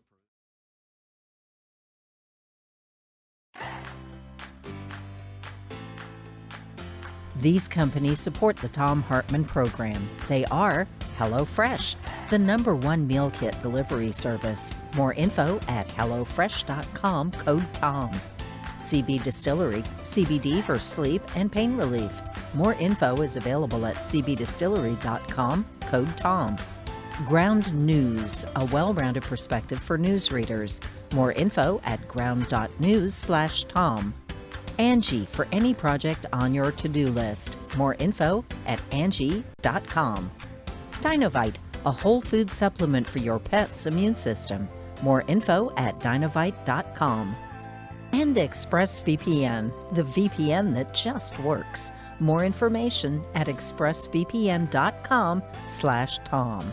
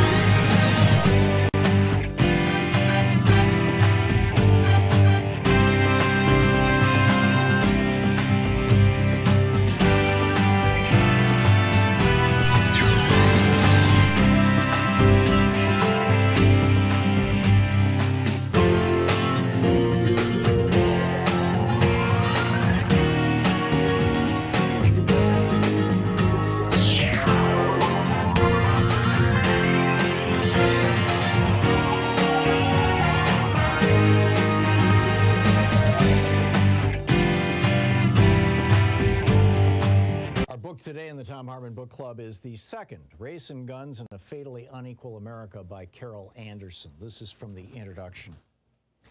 It was like a snuff film, that July 6th, 2016 live stream. Philando Castile sat in his car, buckled in, bleeding, dying. "Why did you shoot him, sir?" asked his fiancée, Diamond Reynolds, pain piercing her every word.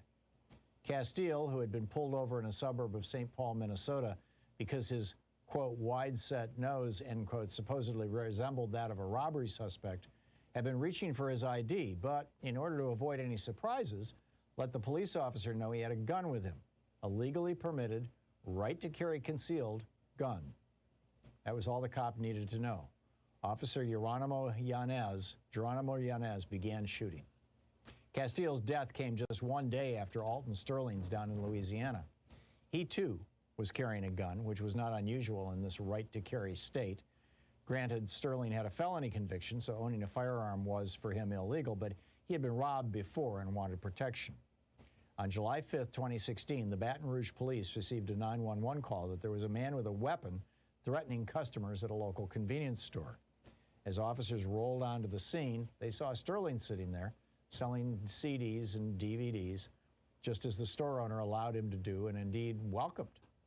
The threatening man was not Sterling. In fact, there was no threatening man. It had been a prank call, but that didn't matter. Within a few minutes, police had thrown the black man down, pinned him to the asphalt, and then started yelling that Sterling had a gun. He did. It was in his pocket where he could hardly reach it, what with the officers squatting on both his legs and one arm. Nevertheless, the police began firing round after round into his prone body, point blank. Blood poured out of his chest. But not for long. Alton Sterling was dead. The back-to-back deaths of these two black men police had shot for carrying guns should have jolted into action the Second Amendment's staunchest advocate, the National Rifle Association. In 1995, for example, the organization's denunciations flew fast and furious when it contended that law enforcement not only overreacted, but went out of its way to kill gun owners. Angered by the deaths at the Branch Davidian compound in Waco, Texas, and the siege and firefight at Ruby Ridge, Idaho, both of which were sparked by federal agents serving warrants for weapons violations, Wayne LaPierre, the NRA's executive vice president, angrily wrote, quote, "If you have a badge, you have the government's go-ahead to harass, intimidate, and even murder law-abiding citizens," end quote. He further denounced cops as, quote, "jackbooted government thugs who have more power to take away our constitutional rights, break in our doors, seize our guns, destroy our property, and even injure or kill us." Nearly 2 decades later, that sentiment had not changed. This was evident when Nevada rancher Cliven Bundy who had refused to pay over $1 million in fees for grazing his cattle on public land, summoned his gun-toting, self-styled militiamen to do battle with federal authorities to prevent the seizure of his herd for restitution. Richard Mack, a former recipient of the NRA's Law Enforcement Officer of the Year award, asserted, "If federal agents are going to start killing people, I'm sorry, but to show the world how ruthless these people are, women and children need to be placed in the front lines as human shields." Mack didn't flinch as he insisted, quote, "Women need to be the first ones shot. I would have put my own wife or daughter there on the front lines, and I would have been a screaming bloody murder to watch them die," end quote. Larry Pratt, a speaker at the NRA's 2014 National Convention, commenting on the fact that Bundy, quote, backed them, the Bureau of Land Management agents, down with automatic rifles and other deadly weaponry, proudly called that armed confrontation, quote, "a proper, legitimate, lawful response to illegitimate, unlawful exercise of government power, particularly on the federal level," end quote. Yet how quickly the NRA's swagger disappeared when government agents gunned down Philando Castile and Alton Sterling for merely carrying guns. Sterling's death didn't even merit acknowledgement. As for Castile, the NRA broke its silence only after inordinate pressure from African-American members led the gun manufacturers' lobby to issue a tepid statement that the Second Amendment was applicable, quote, regardless of race, religion, or sexual orientation. When pressed further by many of its members to stand up for Castile, the often fierce organization demurred, saying it was, quote, important for the NRA not to comment while the investigation is ongoing. This situational silence did not go unnoticed. The NRA had not only loudly defended the rights of those at the Branch Davidian cult and at Ruby Ridge, men who had actually shot and killed members of law enforcement, but the organization had also doubled down on calling for more guns in the face of mass shootings in a public school in Newtown, Connecticut, and a movie theater in Aurora, Colorado. Yet here, the guardian of the Second Amendment was now deliberately ignoring the inconvenient fact that black men had been killed for merely possessing a firearm. "Where's the NRA?" asked journalist Hannah Kozlowska. "Didn't Sterling and Philando Castile have Second Amendment rights too?" David Graham in The Atlantic coolly observed that, quote, "Two shootings give a strong sense that the Second Amendment does not apply to black Americans the same way it does to white Americans," end quote. Washington Post columnist Eugene Robinson wrote that he saw the old Jim Crow whites only sign plastered above the Second Amendment. The book, The Second, by Carol Anderson in South Carolina. The book is Until I Am Free by Keisha and Blain, Fannie Lou Hamer's enduring message to America.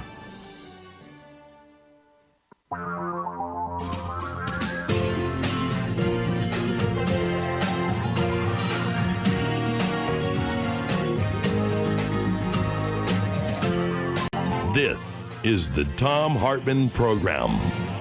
Welcome back. Thom Hartmann here with you. Let's do a deep dive with Conversations with Great Minds. Dr. Keisha N. Blain is on the line with us, historian and writer, columnist with MSNBC, associate professor of history at the University of Pittsburgh, president of the African American Intellectual History Society, the 2022 New American National Fellow and Carr Center Fellow at Harvard University, and a member of the School of Social Science, the Institute for Advanced Studies, the author of two books, Until I Am Free, Fannie Lou Hamer's enduring message to America, and previous book, Set the World on Fire, and co-editor of 400 Souls, edited with Ibrahim Kendi, ex-Kendi, Dr. Keisha Blain. KeishaBlain is the Twitter handle, and the website is KeishaBlain.com. Dr. Blain, welcome back to the program. Your book, Until I Am Free, Fannie Lou Hamer's enduring message to America, is absolutely extraordinary. I think you point out early in the book that most Americans know the high-profile civil rights leaders and black leaders of the last 50 years or so, whether it's Martin Luther King or Malcolm X or even Angela Davis, mostly men but a few women. But Fannie Lou Hamer is largely unknown. Tell us about, A, why that might be, and B, tell us about her. Well, first, thank you so much for having me on to talk about Fannie Lou Hamer. One of the things that I emphasize in the introduction, which, when people ask me this question, why is it that it took so long for me to even learn about Hamer, which I explained I didn't know about Hamer until in my last year of college, even though I was majoring in history and Africana studies at the time. But one of the reasons that I always emphasize is that to this very day, the narratives that we often tell, the mainstream narratives that we often tell about the civil rights movement tend to be male-dominated. Of course, so many great books have been written on Black women's activism and focusing on their contributions to the movement. But by and large, we do still tend to emphasize the efforts of Black men in the movement. And even more so, we tend to emphasize the political work and ideas of members of the Black middle class and elite. As I point out in the book, Hamer had a very different background. Hamer was a disabled Black woman activist from the state of Mississippi. She had a sixth grade education.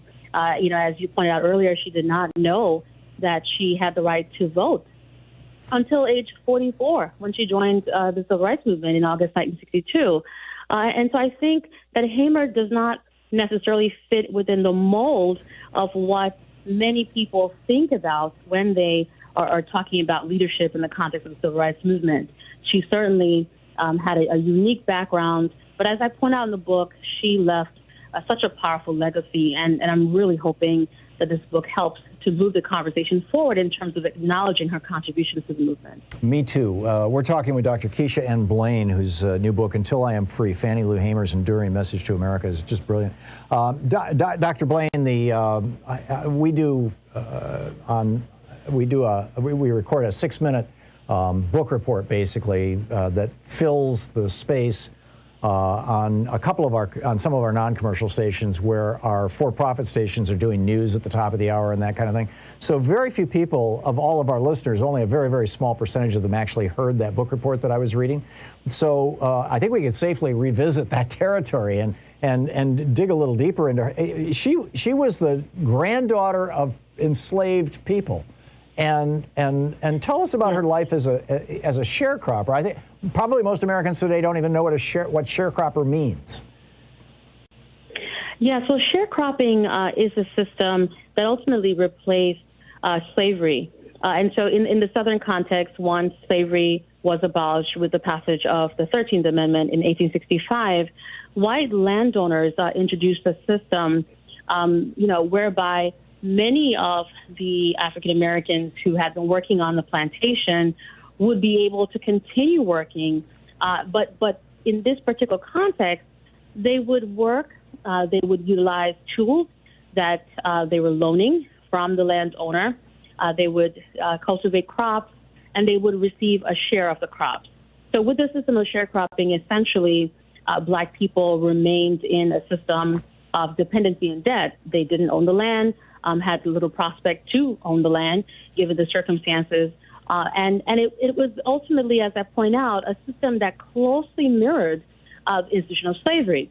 And so Hamer, was the youngest of 20 children, born into a sharecropping family.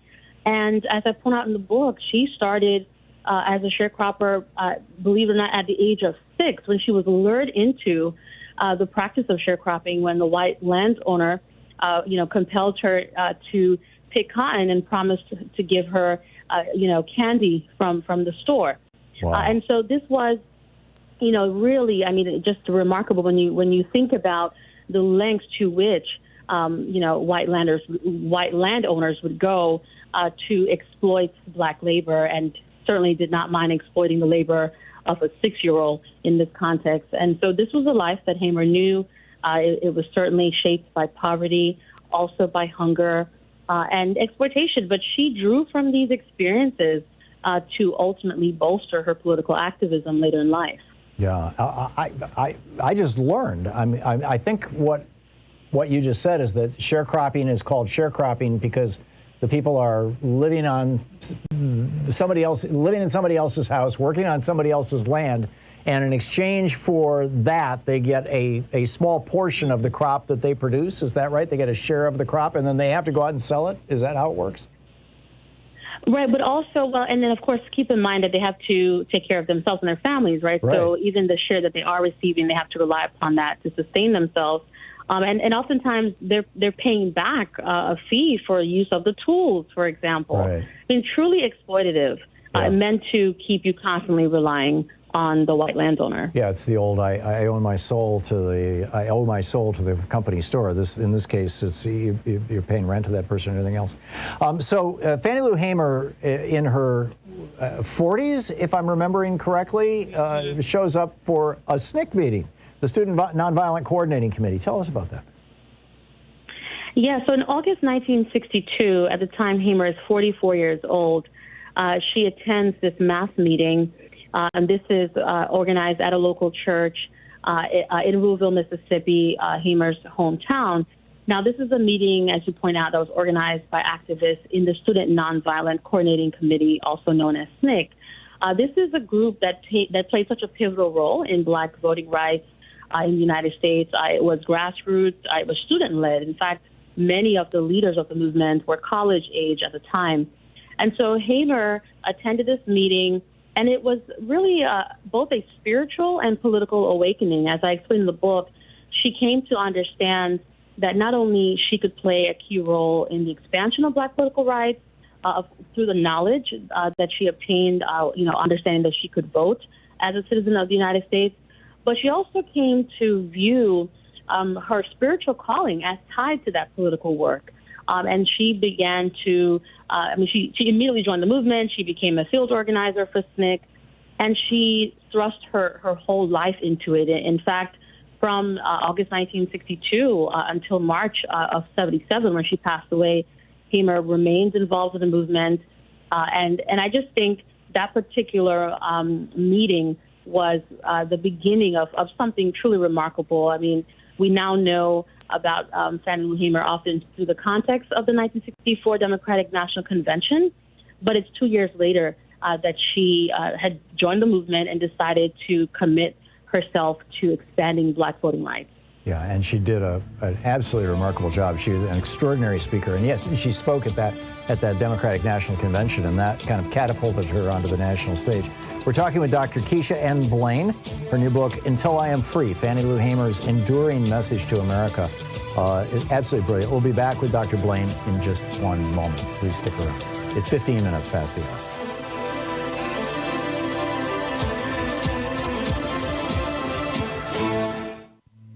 This is the Thom Hartmann Program.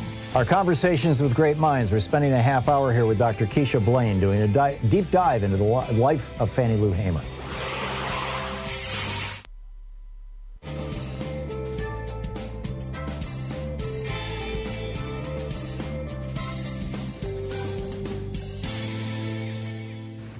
Dr. Blain, you talk in the book about the impact that Fannie Lou Hamer's story had on you, and your hopes for the impact that it will have on other young people, other people who are concerned about rights, civil rights in the United States. Can you speak to that? Yes, I think one of the challenges when we talk about the civil rights movement, and I find this when I teach courses on this topic in particular, when we focus on so many of the figures we tend to talk about, such as Martin Luther King Jr., such as John Lewis, Angela Davis, and so many others, I think there's often a feeling, and this is among my students in particular, whereby these individuals are so extraordinary, and they certainly are extraordinary, but the notion is that they are so extraordinary, and sometimes the interpretation is that they are so far removed from our everyday experiences, and also the interpretation is that how in the world could I contribute, or could the person sitting next to me contribute, because we are not Martin Luther King Jr. or Angela Davis. I mean, I think what is so crucial about Fannie Lou Hamer's story is that it gets all of us to see how an ordinary person, right, an ordinary person with limited financial resources, someone with a sixth grade education, someone who was disabled, who grew up in poverty, from the South, could ultimately shape national politics in such a meaningful way. And certainly there are aspects of Hamer's story that we can talk about as extraordinary and remarkable. But I think the message here is really trying to figure out how all of us can tap into our leadership potential, in whatever context it may be, whether it's within our communities, whether it is on a national level, and so I think it's the kind of story that I hope people find inspiring, but more so that it gets them to think, okay, what can I do? You know, what tools do I have? What resources do I have? What skills do I have that I may be able to use in the interest of making this world a better place? And that's partly, you know, why Hamer shaped my life the way that she did, in encountering her, you know, as a college student, as someone from a working class background, as someone who felt so out of place as a first generation college student, for example. You know, I think it was reading Hamer's story that compelled me to imagine the possibilities of how I too could make a difference. In this case, using my writing, using my research. We have about 45 seconds until we're going to hit a real quick break here. How did you first encounter her in history?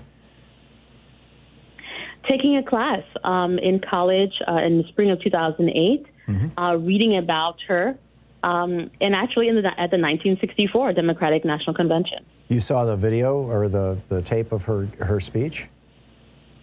The clips, yes, the clips of her speech, which certainly circulated and still circulate widely, but more to the point, reading the transcript of her powerful words. Did she write that speech, or was it just, you know, off the top of her head for working from bullet points kind of thing? Yes, and the truth is, Hamer had given parts and pieces of that speech leading up to that moment, so she often would repeat, but it was impromptu. That's extraordinary. We're talking with Keisha and Blain, Dr. Keisha Blain, whose new book, Until I Am Free, Fannie Lou Hamer's Enduring Message to America, is a great read. You really want to check this. It's an inspiring read. We'll be back. I got to take 60 seconds on the commercial side of the show to read an advertisement and pay some bills, and I will be right back with you. Stick around.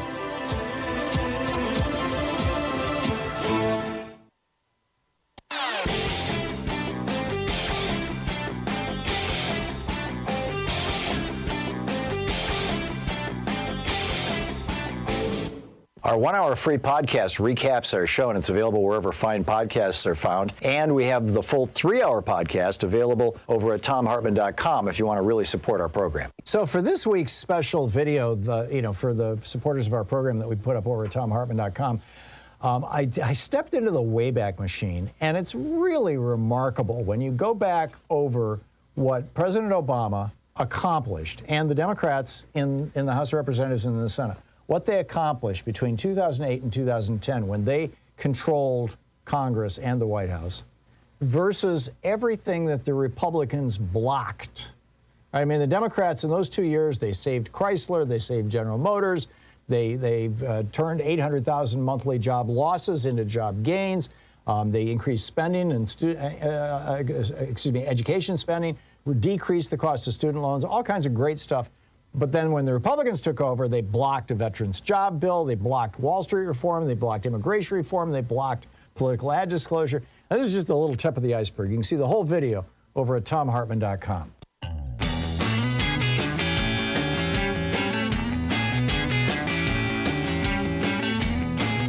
And welcome back. We are talking with Dr. Keisha Blain about her new book, Until I Am Free, Fannie Lou Hamer's Enduring Message to America. It's our Conversations with Great Minds segment of whatever a program, I guess. And we have two great minds here that are the subject of this, Dr. Blain herself and, of course, Fannie Lou Hamer. It's just extraordinary work. Dr. Blain, one of the chapters in your book is titled Words to the Effect of, actually, let me just, the special plight of black women. Can you speak to that? Yes, one of the things that's so powerful about Hamer's story is thinking through the way that her ideas about women's empowerment helped to shape the women's liberation movement. And as I point out in the book, Hamer did not self-identify as a feminist, and certainly never called herself a feminist. But what is clear is that she really helped to shape the movement by emphasizing exactly that, the special plight of black women. So, for example, she, in collaborating with a number of activists in the National Women's Political Caucus, a group that she helped establish in 1971, she spoke particularly about the experiences of black women because she wanted white liberal feminists to understand in particular that even though they were right to talk about sexism, and they were absolutely right to talk about patriarchy and the importance of dismantling these kinds of perspectives. She wanted them to also have not only a class analysis, but ultimately adopt a racial lens. So she wanted them to talk about racism and white supremacy. She also wanted them to confront classism. And here's where we can see through Hamer's words and ideas what we later described through the writings of Kimberly Crenshaw as intersectionality. And so I talk about Hamer as one of the foremothers of intersectionality and getting us to think through the intersecting systems of oppression, the intersecting forces that shape individual lives. In this particular context, Hamer wanted to shed the light on Black women's unique experiences in the United States. It's often occurred to me that, and I'm sure this is not any kind of an original thought, that for white people in the United States for hundreds and hundreds of years, race was a lazy person's way of enforcing class. Does that make sense to you? Can you speak to that? Well, I was about to say, can you elaborate more on that? Sure. If 300 years ago or last year, if a white person who had power and privilege in society was essentially enforcing class, let's consolidate all the wealth here, let's consolidate all the power here. Right. You could do it, maybe in West Virginia, in an all-white community, you could do it just based on, who was born with the money, who's got the land kind of thing. But when it's white people coming in, interacting with Black people, then that, from the point of view of essentially white supremacists and white racists, has historically been an instant label of class, in as much as Black people are deprived of power and authority and agency. I'm sure I'm mangling this description. This is not, my field. Yeah. But can you speak to that? I think one of the things that's so important for Hamer's analysis was how we need to understand that it's impossible to disentangle these things, right? So you can talk about class, and you must talk about class.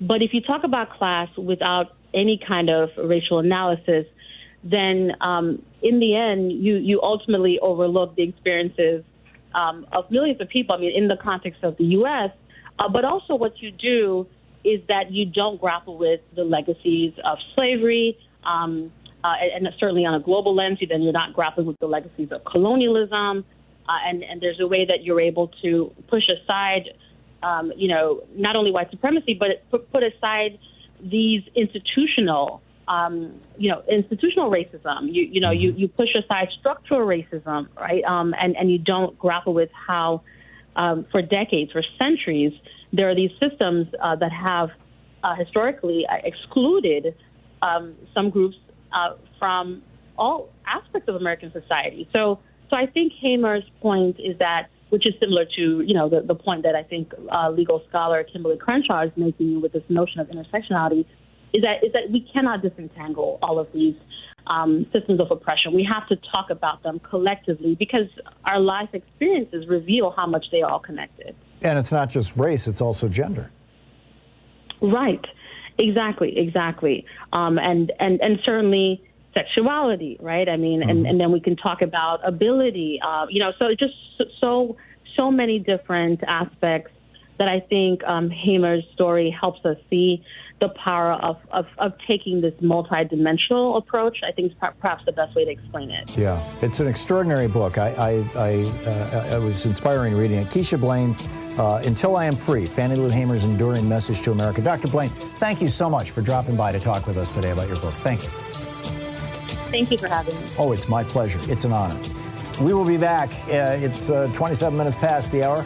Stick around. We'll get back to the news of the day and your calls right after this. You're listening to the Thom Hartmann Program. Call 202-808-9925. The more of the news of the day and your calls. Stick around.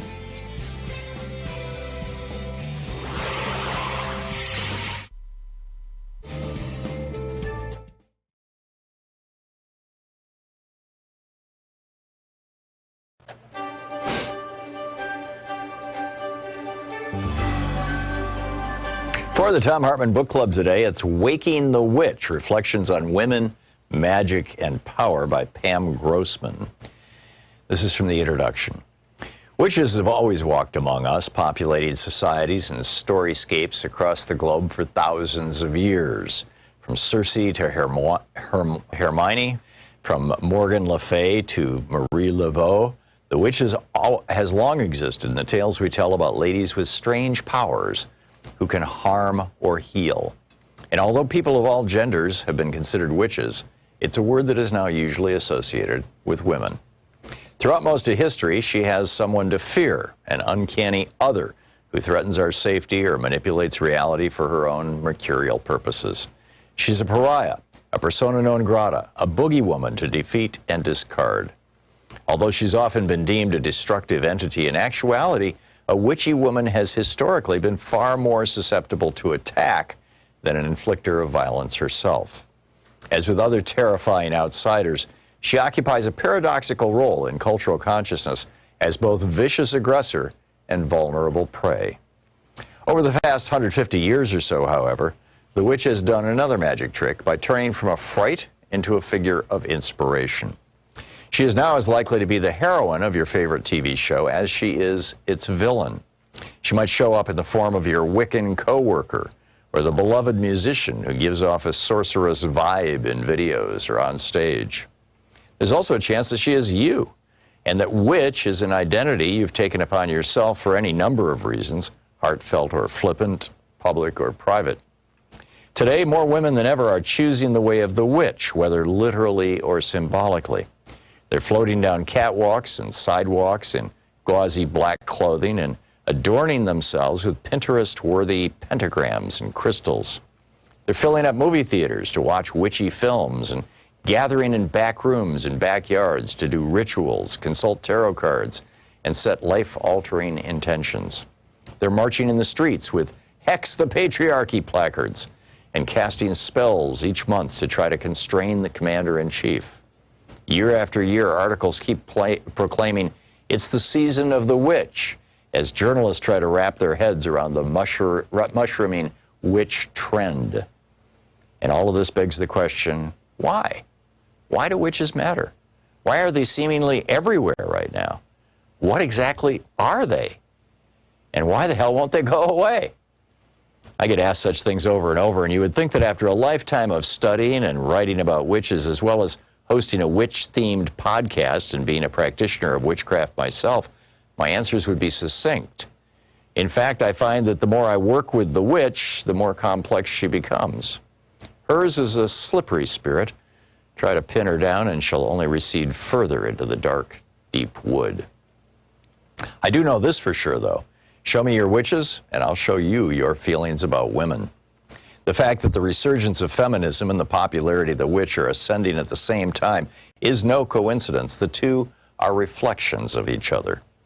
That said, this current witch wave is nothing new. I was a teen in the 1990s, the decade that brought us such pop culture as Buffy the Vampire Slayer, Charmed, and The Craft. Not to mention riot girls and third-wave feminists who taught me that female power could come in a variety of colors and sexualities. I learned that women could lead a revolution while wearing lipstick and combat boots, and sometimes even a cloak. But my own witchly awakening came at an even earlier age. Morganville, New Jersey, where I was raised, was a solidly suburban town, but it retained enough natural land features back then to still feel a little bit scruffy in spots. We had a small patch of woods in our backyard that abutted a horse farm, and the two were separated by a wisp of running water that we could cross via a plank of wood. When we were little, my older sister Emily and I would sometimes venture to the other side where we could feed the horses, an act that still scares me to this day, and pick fistfuls of clover. But the majority of our time was spent on our side of the stream, threading ourselves through the thicket of trees that served as our personal forest. In one corner of the yard, a giant puddle would form whenever it rained, surrounded by a border of ferns. We called this spot our magical place. That it would vanish and then reappear only added to its mystery. It was a portal to the unknown. These woods are where I first remember doing magic, entering that state of deep play where imaginative action becomes reality. I would spend hours out there creating rituals with rocks and sticks, drawing secret symbols in the dirt, losing all track of time. It was a space that felt holy and wild, yet still strangely safe. As we age, we're supposed to stop filling our heads with such nonsense. Unicorns are to be traded in for Barbie dolls, though both are mythical creatures to be sure. We lose our tooth fairies, walk away from our wizards. Dragons get slain on the altar of our youth. Most kids grow out of their magic phase. I grew further into mine. My grandma Trudy was a librarian at the West Long Branch Library, which meant I got to spend many a long afternoon lurking between the 001.9 and 135 Dewey Decimal sections, reading about Bigfoot and dream interpretation in Nostradamus. Waking the Witch by Pam Grossman. By Kendi and Blain.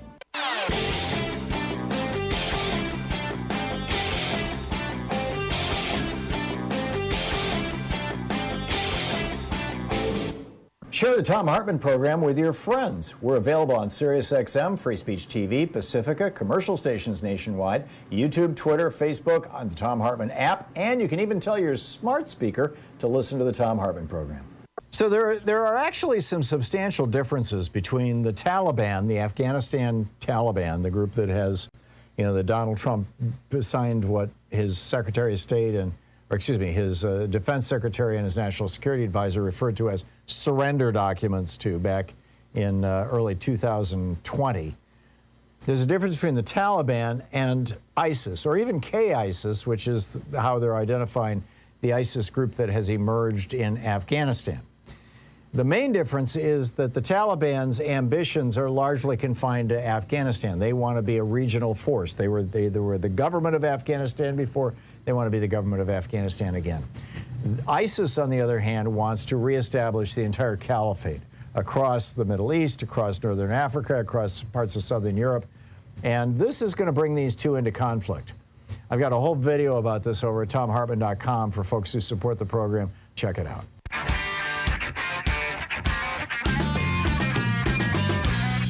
Welcome back. Thom Hartmann here with you, and back to all of our news here. Well, actually, Dan in Longview, Washington, you wanted to speak about Fannie Lou Hamer and sharecropping?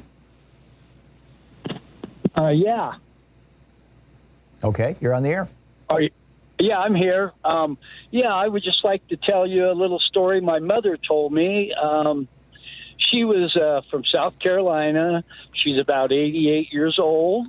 When she was a young girl, she told me about, first off, I want to say she coined a phrase, and it's brilliant. She said, Abe Lincoln freed the slaves, but he never did a damn thing for the sharecroppers. And I thought it was beautiful. But anyway, because there were a lot of, in the context of there were a lot of white sharecroppers who were exploited, obviously not as badly as slaves, but also, on the bottom end of the barrel, as it were. Yes, exactly. They were down there, thought of, and this is a horrible thing to say, but with the blacks, they were thought of at that level, the sharecroppers. So my mother was 14 years old. She had like $4 saved. Her little sister fell, broke her arm. Grandma and Grandpa did not have $1 to their name. They took my mother's money and the other kids' money to take the younger sister to the doctor, and they never paid her back. They never said thank you. And again, that's from no education, ignorance, extreme Southern Baptist roots. Another little incident, my mom was in the 6th grade, and my mom is still brilliant, by the way, and she won a spelling bee. And her teacher bought her a dress. And to this day, my mother's never wore it. It's in her chest because she's so proud of that thing. And I mean, just think of the heartbreak that puts on a person for the rest of their life. Yeah. And there's so many other stories. My mother quit school in the 8th grade. And I asked her, I said, Mom, why did you quit school in the 8th grade? She said, well, She said I had an old dress. It was so threadbare you could see through it. She said my shoes didn't fit. My feet were sticking out of them. They were busted out, as she says. And she said, besides that, Daddy wanted me to stay home and just take care of the younger kids, and he didn't care about education. And I mean, the life of the sharecropper was absolutely heartbreaking, Tom. Yeah. I just cannot really put it into words. And we left this Deep South, by the way, when I was very young, and it's the best thing I feel my folks did, because they got away from the oppression. My dad got a good mill working job, and it was just and now we go back to the South and visit, and it helped me understand my mother and father so much more. My mom got married at age 15, like she said, to get to the way out. Get out of the oppression. Yeah, when I was researching the hidden history of American oligarchy, about a third of that book is about how the South turned from what was arguably a democracy into an oligarchic form of government, and this whole invention of whiteness in the modern sense that happened in the 1600s in Virginia was part of their efforts to split poor whites from poor blacks, because they had been forming alliances, and that was pretty intolerable. And the fact that the plantation owners and there was about 1,000 wealthy families in the South who basically controlled all of the South and who drove the process toward the Civil War. And they held slaves, black people as slaves, but they also held the poor white people. Now, I shouldn't say also, because I really don't want to compare this to slavery, because slavery was such an existential horror. That said, there was breathtaking poverty for the Americas, and among the white sharecroppers in the South, who were theoretically free, but they really weren't free. And it was just, the longer they worked, the more in debt they went. Dan, I got to move along, but thank you for the call. And thank you for sharing that story. It's an amazing one. Wynn in Solon, Maine. Hey, Wynn, what's up? Well, I thought I'd respond to the question of the day about fascism. Have we gone too far? Right. I believe we have gone too far, and we're way behind the curve there. So what do we do? Well, we're already in the surveillance state. I was telling people in the 90s about a little program. It's called Echelon. Don't know if you've heard of that. I have. That was the NSA. Are you aware of that? Sure. It was one of the early surveillance programs. Yeah. Yeah, that was in the 90s. Where the pre-9/11, shall we say, surveillance programs. I mean, it exploded after 9/11. Absolutely. That has been going on a while, and nobody paid any attention to it. Edward Snowden came, 6 years ago or something like that. But, we're kind of behind the curve a lot, with some of that stuff. And you said today what we could not have imagined in the 60s and 70s that it would come to this today. Yeah. Well, I would take exception with that. George Orwell wrote a little book called 1984. You're right. And he wrote that, I believe it was published somewhere around 1934. No, I think it was in the 1950s, but, yeah. Yeah, I think he wrote that at least in the 30s. Okay. Well, you may well be right, Lynn. I wrote that when I was about 10 or 11 years old, when it was required reading for my grade level, which is probably around 4th grade, something like that. The book is banned now in schools. I know. So we have uneducated, stupid Americans, and with poor memories at best. Newspeak. It's here. We've got it. Yeah. We have things like what's a neoliberal? You want to confuse a bunch of uneducated Americans? Right. Yeah, neoliberals. They have no concept. I would say 95% of the American public have no idea what a neoliberal is. Why don't we call them what they are? Fascists. Well, the neoliberals are not fascists. The neoliberals are economic fascists. But actually, you look at the neoliberal policies in Chile. Openly supporting a fascist like Pinochet. Yeah. When I got to move along, but thank you for your contribution to the discussion. Michael in Denver. Hey, Michael, what's up? Yes, hi, Tom. Thanks for taking my call. Let me correct myself here for a second. I just was calling. I mentioned when I talked to your screener there that I'm looking at across the map, the political map, social map, and everything. And one of the things I have to say as a lifelong Democrat, that we, the phrase that with Democrats, it's like herding cats.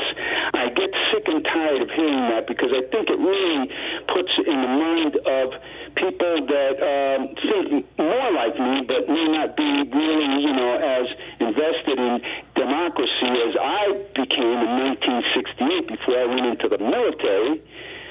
That we've got a lot of groups together, and we really need to have one block to help and push the Democratic Party, because we're a two-party system still, to push for and against the for our values and legislation for what we need.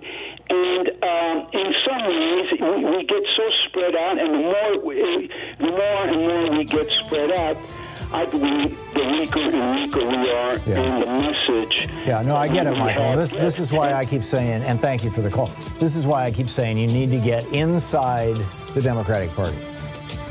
The right-wingers, the hardcore, now you've got QAnon has infiltrated and taken over most of the Republican Party. Progressives need to get inside the Democratic Party. Now, we'll be right back. You're listening to Thom Hartmann. Visit ThomHartmann.com for audio and video archive. 44 minutes past the hour. More of your calls right after this.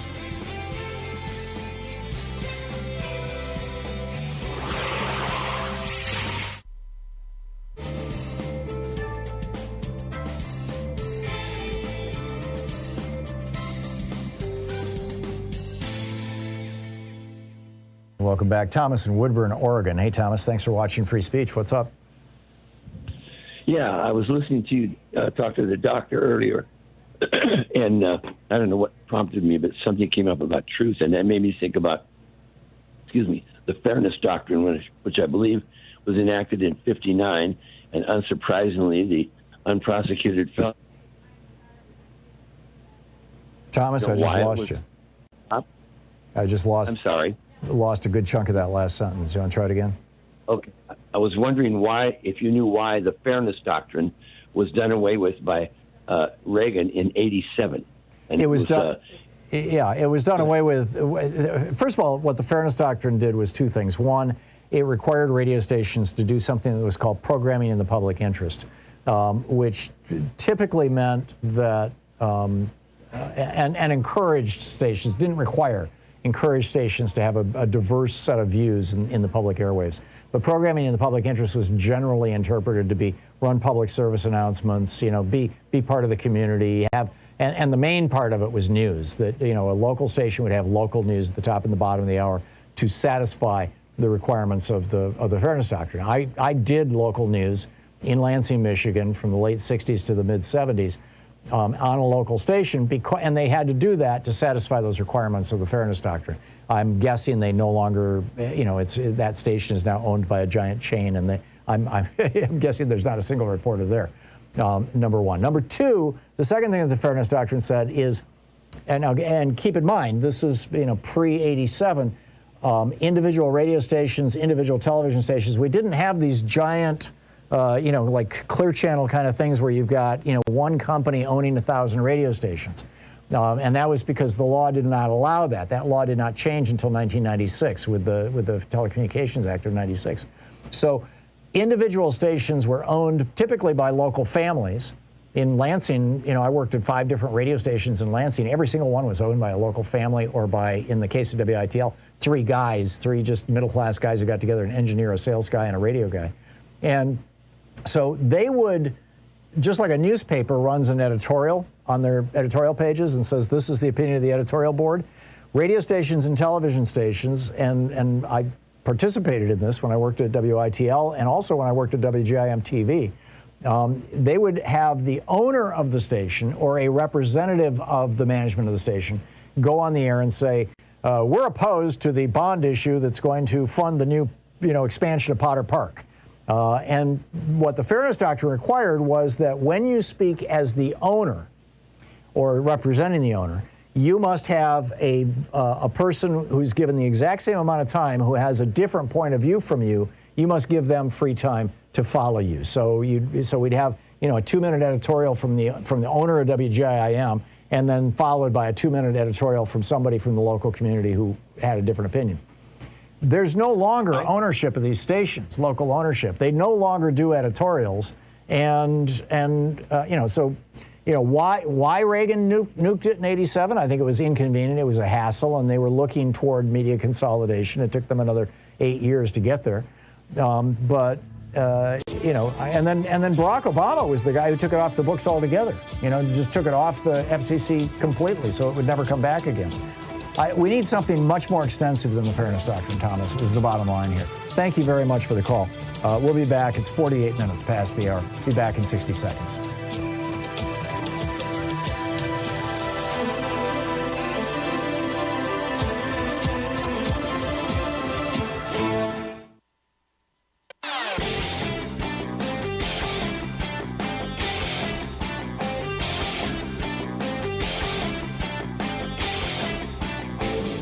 Change starts with you. You can be calling your Democratic or Republican representatives to let them know what you think by calling 202-224-3121. It's the Capitol switchboard. It'll get you right through to them.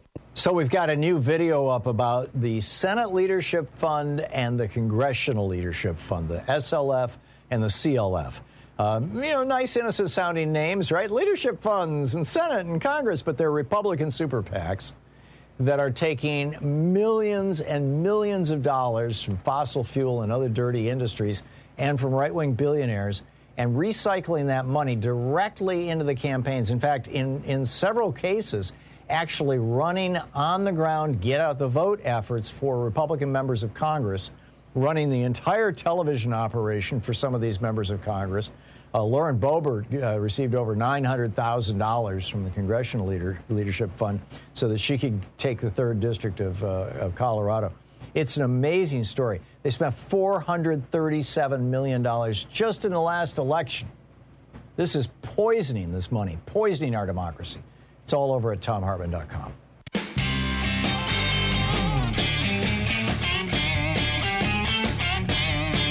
And welcome back. Thom Hartmann here with you. Linda in Auburn, Washington. Hey, Linda, what's up? Hi. I just want to encourage you and other listeners to work for peace by considering to think about that, there are some things that progressives are not understanding that's in the Bible, and because of that, you're not able to stand on the strong foundation of truth and egalitarianism that is a message in the Bible. And I've identified 14 major concerns that I had with the Bible until I got clear about, I had wrong ideas. So I could tell you one or two of them if you want to hear real quick, like in a couple sentences. Sure. My list would be, read the Sermon on the Mount in Matthew 25. But what's yours, Linda? Okay, well, the first thing I had was I thought the Bible had been changed over time, probably. Well, I learned the Dead Sea Scrolls, and when they wrote it again and created modern Hebrew in the Babylonian captivity, they put a number above each letter so that at the end of each line there's a certain number they're looking for to show that they carefully copied it. So it has been carefully copied over time. So some of the stories are like a blockchain, stories, yeah. But if you can see a high tech backstory, and there you look into Zechariah Sitchin, you can look into that. Yeah. But so it's not. You can't say it's not true as far as there's some history. I get it, Linda. But it's also one more thing, though. Really? No, I'm sorry. We've done enough Bible here today. Jim in Xenia, Ohio. Hey, Jim, what's up? Well, I was wondering, since the Better Bill, the House and the Senate had an agreement to pass the Build Back Better law and the infrastructure bill, and apparently the Senate is reneging on their side. So is is the House under any obligation to hold up their side of the bargain? And what I'm thinking about is, since Joe Manchin is so anti-entitlement, if the House were to amend that bill and remove all the entitlements from it and then send it back to the Senate and say, okay, you screwed up the BBB bill, we'll give you the infrastructure back, and do you agree with it? I don't know what the entitlements are that are in there. I think that's well, there's all the fossil fuel deals, all the anti-climate things. Oh, I see. Those are entitlements, aren't they? Well, that's the problem. I mean, you know, this whole, even labeling Social Security and Medicare as entitlements, that was a slur that was promoted by right-wing think tanks back 40 years ago that they're continuing to use. You know, Joe Manchin was just trolling us all with this. You know, that's what was going on. Jim, thanks for the call. Danita in Bremerton, Washington. Hey, Danita, what's up? What's up? Hi, Tom. Thank you so much for what you do. Another thing, Joe Manchin not only is the environmental situation, his daughter is the CEO of Mylan. Right, and that was. came out with the big, she was. So he still has connections to that.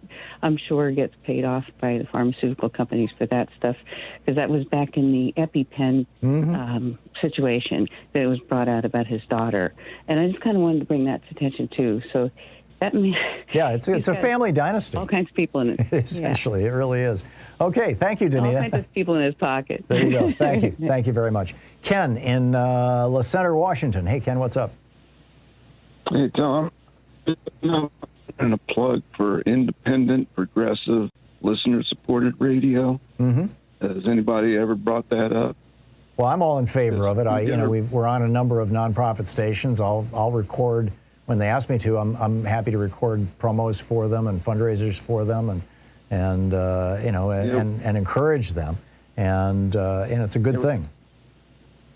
Yeah, we got a really good one. You know, I don't know if you listened to it. You talking about KBCS in Washington? No, in Portland. In Portland, yeah, X-Ray FM. I do listen to X-Ray FM. I'm on X-Ray FM also. Yeah, they got.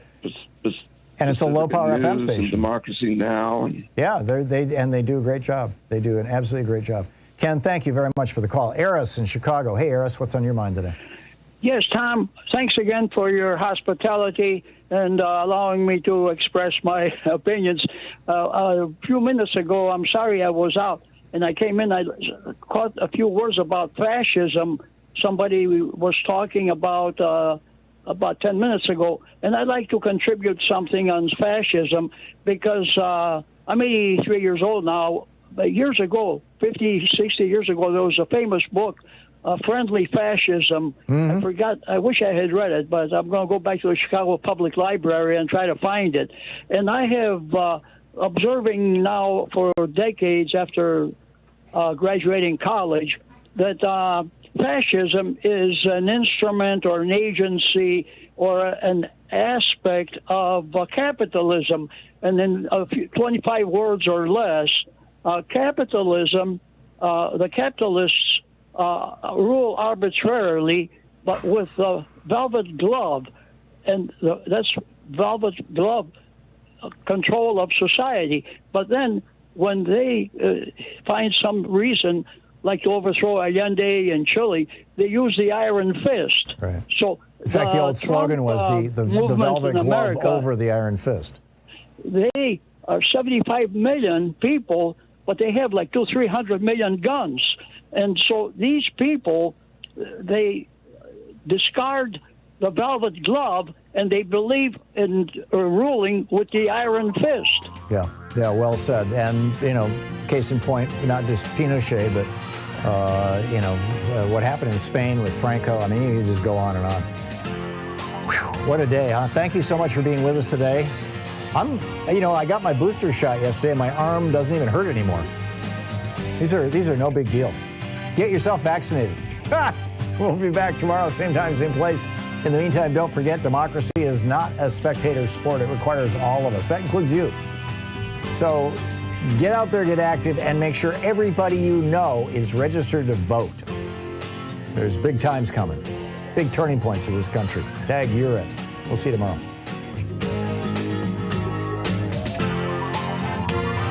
You've been listening to Thom Hartmann. For audio and video archives, Visit ThomHartmann.com.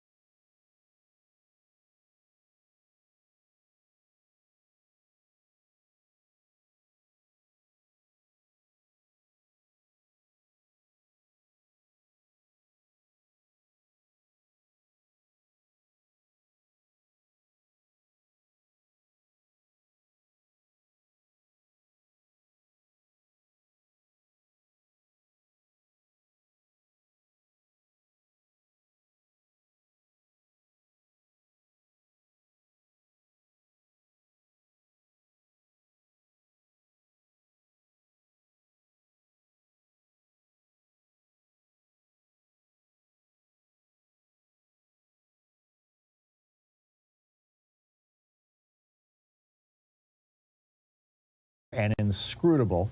The QAnon conspiracy.